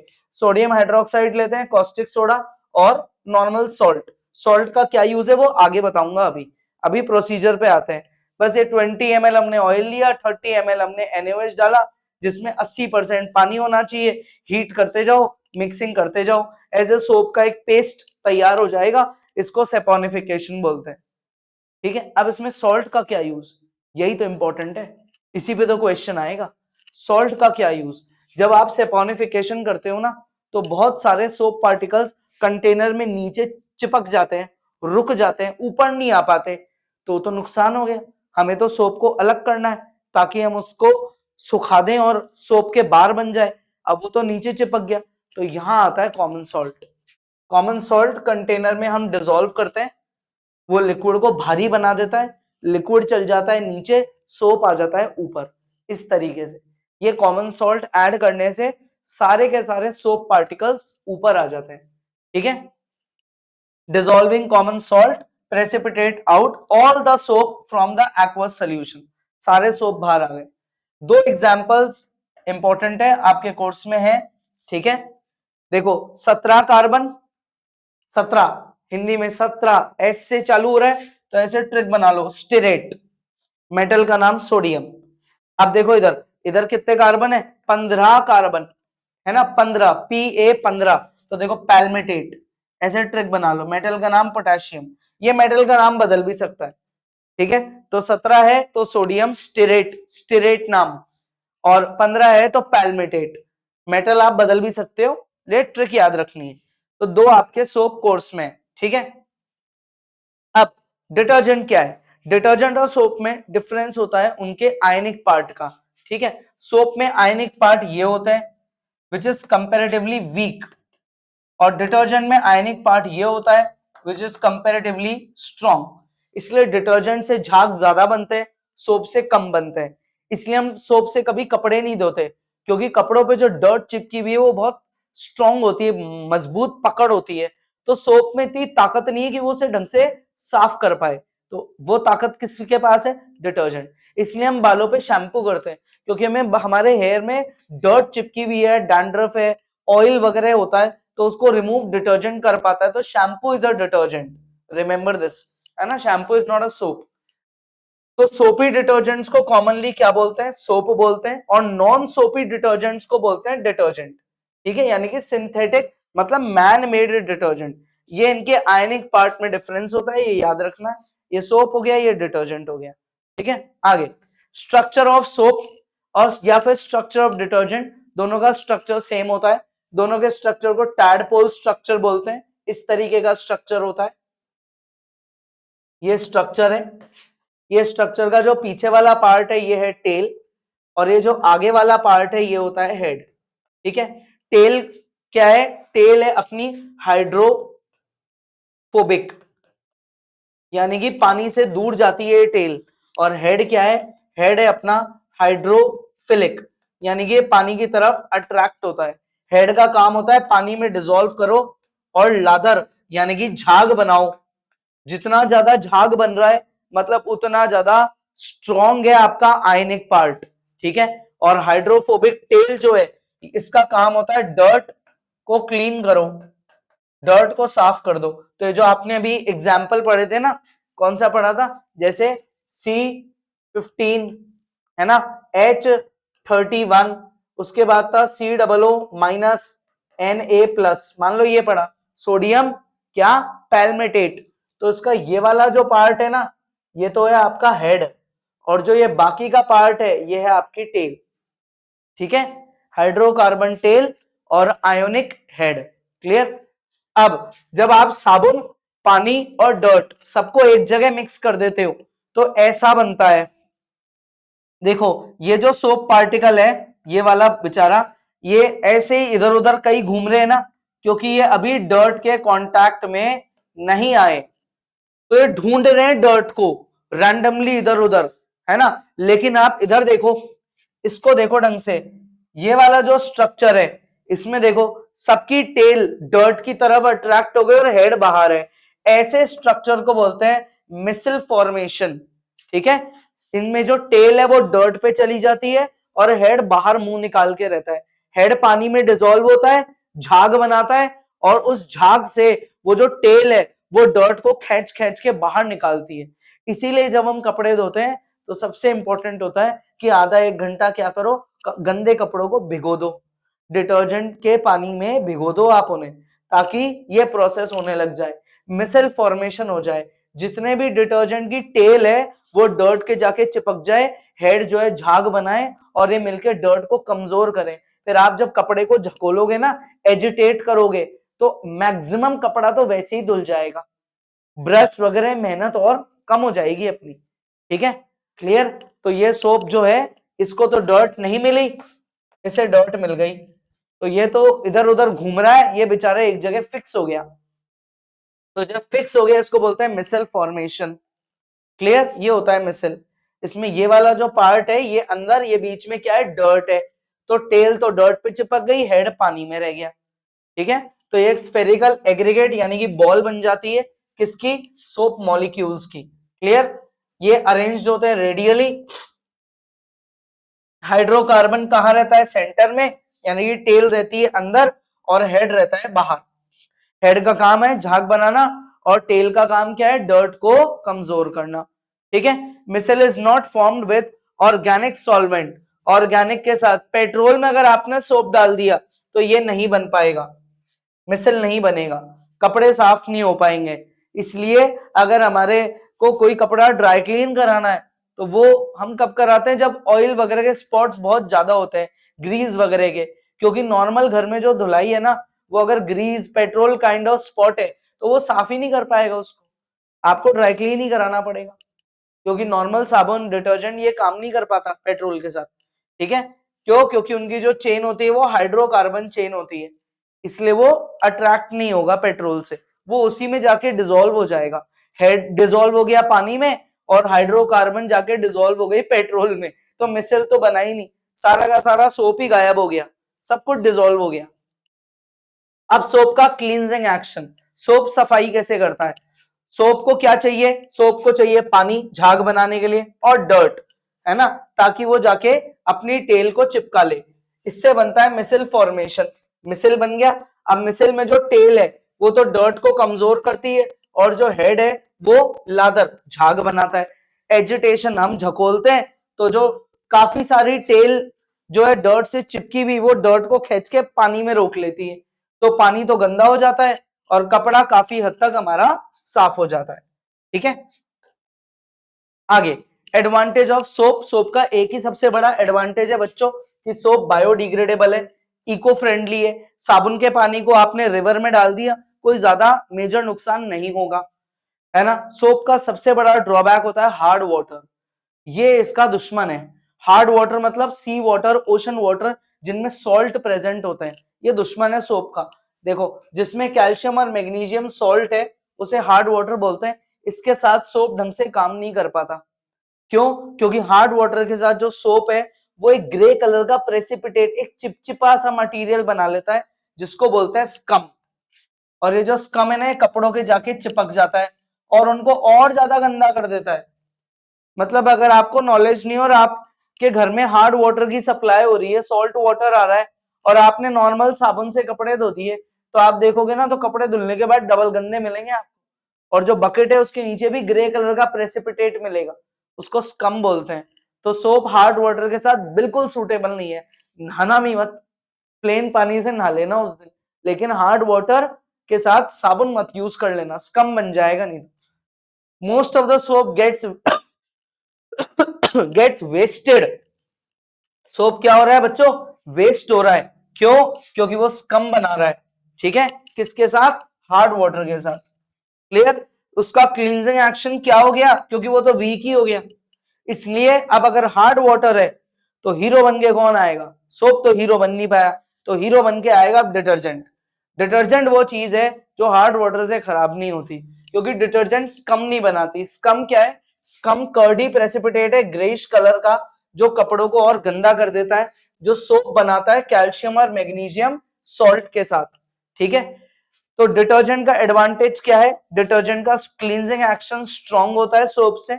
डिटर्जेंट हार्ड वाटर के साथ भी काम करेगा। डिटर्जेंट कम कभी नहीं बनाएगा। डिटर्जेंट पानी में जल्दी डिसॉल्व होगा, झाग ज्यादा बनाएगा, लाइक शैम्पू। ठीक है, डिटर्जेंट के ड्रॉबैक, डिटर्जेंट नॉन बायोडिग्रेडेबल है, एनवायरमेंट को पल्यूट कर देता है। रिवर वाटर में या सॉइल में डाल दिया तो पीएच लेवल इनका बहुत तगड़ा खराब कर देगा, जिससे प्लांट और छोटे एनिमल्स को नुकसान होगा। बेसिक नेचर का होता है ये, वैसे तो सोप भी होता है लेकिन डिटर्जेंट कंपैरेटिवली स्ट्रॉन्ग बेस होता है। दोनों सोप और डिटर्जेंट ब्लू, रेड लिटमस को क्या कर देते हैं? ब्लू कर देते हैं। ठीक है, तो जो डिटर्जेंट है उसका पीएच बहुत हाई होता है 7 से, इसलिए उसको पानी या सॉइल में डायरेक्टली डिस्पोज नहीं करना चाहिए। ठीक है, क्लियर यहां तक? इसीलिए ये एडवाइजेबल नहीं होता। जो कई गांव में या कई पहले के जमाने में लोग रिवर के कोने पे बैठ के कपड़े धोते थे डिटर्जेंट से, वो बहुत गलत है, क्योंकि सारा डिटर्जेंट पानी उस नदी में जा रहा है, तो बेचारे जो छोटी छोटी मछलियां और पेड़ है ना, प्लांट्स वगैरह, वो उनको बहुत नुकसान होगा, वो मर जाएंगे। क्लियर? तो आज अपने यहाँ पे वन शॉट वीडियो एंड होता है कार्बन टॉपिक का। इसमें अपन ने सारे थ्योरी टॉपिक्स कवर कर लिए जो आपके एनसीईआरटी की रेफरेंस बुक सब में है। सारी रिएक्शन, सारे स्ट्रक्चर, कंप्लीट थ्योरी एक वीडियो में ओवर। ठीक है, तो नेक्स्ट क्लास में अपन आगे पढ़ेंगे बच्चों। जो भी आपको नोट्स मिले हैं उनको ढंग से लर्न करो, है ना। Best of luck, next class में आगे पढ़ेंगे।